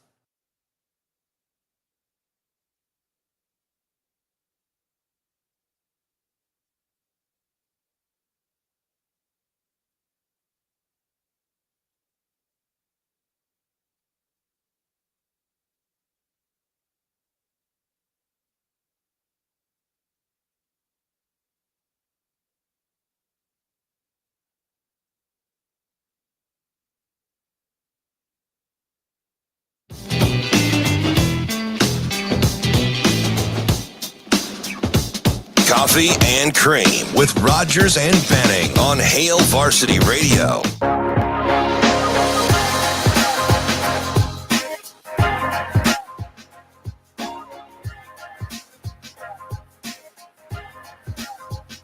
Hey, welcome back as we wind this thing down on a Friday. We are going to go through the answer choices as we had to go listen back just to double check on an answer that DB does not feel stated good about at the end. He does not feel good about it. But, Ray, you're still with us, correct? I am still here. Let's do this. So Connor McDavid just became the 5th player in NHL history to record 170 points in a single season. The last time a player reached that number was in the 1995-96 season. Ugh. In fact, 2 players did it that year, and they both played for the same team. What team was it? Was it the Colorado Avalanche, the Pittsburgh Penguins, or the Detroit Red Wings? Oh, shoot. Yager Ray, scored over 100. You said the Red Wings. DB, did you say the Avalanche? I did. It was the Pittsburgh Penguins. Yager did it. Right there. And so did Lemieux. 5! I knew Yager did it. That is I missed my own team. Yes, you did. God. I just kept thinking who was making deep runs. Yep. And then that's why I made the answer choices as I did, because Ray thought the same thing by choosing the Red Wings. Golly, that's fantastic. Great question. Kenley Jansen became the 7th pitcher in MLB history to record 400 saves Wednesday. Which active MLB relief pitcher is currently 3 saves shy of joining that elite group? Craig Kimbrell, Aroldis Chapman, or Mark Melancon? Ray, you said Craig Kimbrell. DB said Aroldis Chapman. The answer is Craig Kimbrell. God, +1, Ray. I felt miserable about that. I still can't believe I missed the Pens. Yep. But I know what I was thinking. Mm-hmm. Deep runs. Well, Avalanche won that year. The Detroit Red Wings won the President's Trophy that year. I went with the Avs. Mm-hmm. And both players had. And as you're reading the question, I was like, wait a minute. Yager did it. Mm-hmm. And it was Yager and Lemieux. I'm still taking Lemieux over Gretzky. You can fight me over that. The Nuggets scored 81 points in the first half last night. Which NBA team holds the record for most points in a half all time at 107? Is it the Warriors, the Nets, or the Suns? I should get bonus for calling the total and the game. Ray, you said the Warriors. DB, you said the Suns. The answer is indeed the Suns, and they did do it against the Nuggets. The Nuggets. Yeah. So we're 1-1. Oh, this is going to matter. And we go down to the tiebreaker. I haven't gotten just one in a long time. No, you're normally a 2 for 3. These are tough. And here's the tiebreaker question. In light of the NFL schedule dropping, how many NFL teams maxed out at 5 primetime games last season? Ray, you said 3. I'm cheering for Ray. DB, you said 2. Yeah. The answer Come on. Go, Ray. is 12. Go. So Ray won. Ray, the big winner. Nice job, Ray. At least I didn't lose to Brian. Good. Congrats, Ray. That's true. Go eat a ton. Ray, $25 gift card will be at the hostess stand for you. You come pick it up when you can. Sound good? Sounds great. That's I awesome. think I'm 2-1 now. Oh, I know. he's Scoreboard. keeping I track. know. Score. He's keeping good. track. He's good, man. Ray, thanks, man. Enjoy the day. I see what you did with the questions. You're getting really good at asking them, too, because you get my mind going. Yeah, well, I have to. I can't just ask the question. I got to make you think a little bit before we get there. Like this guy? Like our next guest as we wind down Friday. We always talk to Matt Vrzal, and he's with us now. Matt, good morning. Boys, how we doing? Really good. DB, maybe not so much after losing trivia. I'm okay, man. Got back home yesterday, man. You check on your guy. He just got there. My garage thing just went up. You check on Caleb and make sure he's doing all right. Hey, man. I have twice, because I had little bits of free time, tried to call you. I was going to invite myself over to your new house, and neither time you responded. So I just drove over there. I drove over to your house, pulled in the driveway. You have a nice house. Do you need the code? On the outside. Do you need the code? No. Okay, I'll text it to you. I'm waiting for a formal invite. Oh, man. Hey, Raj, I got something for you, too. Oh, gosh. Let me hear it. You ready? So, as of next week, oh boy, the early morning, the last scut lunch of the year will happen, and I'm about to slide in your DMs, and you're about to get my phone number. So then, when you are out of town, you are calling Daddy, and Daddy will fill in the morning. Oh, say less. Oh, man, look at you turning over a new leaf. And we're going to set him up. We're not going to tell him. And then I'm going to. Who's him? Me? See how he is. See how he is. And we're going to play the Stone Cold Steve Austin music. I'm going to walk out from the kitchen. Sounds great. Sounds great. We'll set up cameras too. Have some smoke. Oh, yeah. The whole grand entrance for you. Throw on some jorts, crack a couple Steve Weissers over my face, and rock the jorts. That's all I care about. So I'll bring the goatee back. I'll bring the goatee back from college. Heck yes. So Maddie, who started the whole thing that I saw a couple weeks ago where everybody was wearing those jean shorts? So the boys literally jean shorts. The boys in the back do Country Fridays. So we're West though. Right? We're trying to be like hardcore, the mean streets of West Omaha. And so there's a lot of rap, a lot of that going on during the week. And then my guy Footy, he's like, Country Fridays. Every Friday's Country Friday. So he's jamming it. Like we got Morgan Wallen, we got Chase, we got it all. Like we got him going back there. Well, like, you care if we wear jean shorts someday? I was like, listen, man, as long as your twig and berries are covered, I don't care what you wear. So if you want to throw on some jorts and find out how uncomfortable that's going to be, have at it. Dude, so what's crazy Connor's musical preference? Con is about as eclectic as it gets. Like he's in a weird like John Mayer mode right now. So wow. I love that. I love that guy. He might be my favorite. It's close, but he may be my favorite. We're trying to anybody in cybersecurity that needs an intern, we're sending Con's info out. So if anybody in cybersecurity listen, get a hold of me. Hey, he's a great kid. Who's the little crazy fighter that's always on edge? That's Footy. Yeah, Footy. That's it. I thought it, but everybody gets a nickname, and I don't think that's how I was originally introduced to him. Yeah, Footy's about that. Dude, he's nuts. He's like a little pit bull. Like everything makes him mad. He just will fight. No, he's very intense, which is why I like him. But when out amongst it, and got a little, let's not kid ourselves. He got a little Napoleon complex about it. But he's that powerful. He's that baseball player that you played against. Like, he's the chirp. Like, he's the one. And then if you don't like the chirp and you chirp back, now you've engaged. And I'm not quite 100% sure if you know what you got into. Because they'll look at him like, oh, this little turd isn't going to do anything. And then he's like, oh, yeah. He called him a turd. His dad, we've got interesting backgrounds back. One of their old men was a high college wrestler. Yeah. So they're about it. Yeah. Oh yeah. Verz, Yeah. I thought about this earlier, and I wanted to save it and ask you all day, so I'm going to do it. So Borkature and Bullock getting walk-on scholarships, and I wanted to ask, essentially, like, take it back to when you played. Can NIL be the equivalent to offset Prop 48s when it comes to finding good walk-ons? It's a great point that you make, because it has to be. If you looked at how Nebraska was able to acquire talent back then, much as Westside acquires speed across the city, You're an idiot.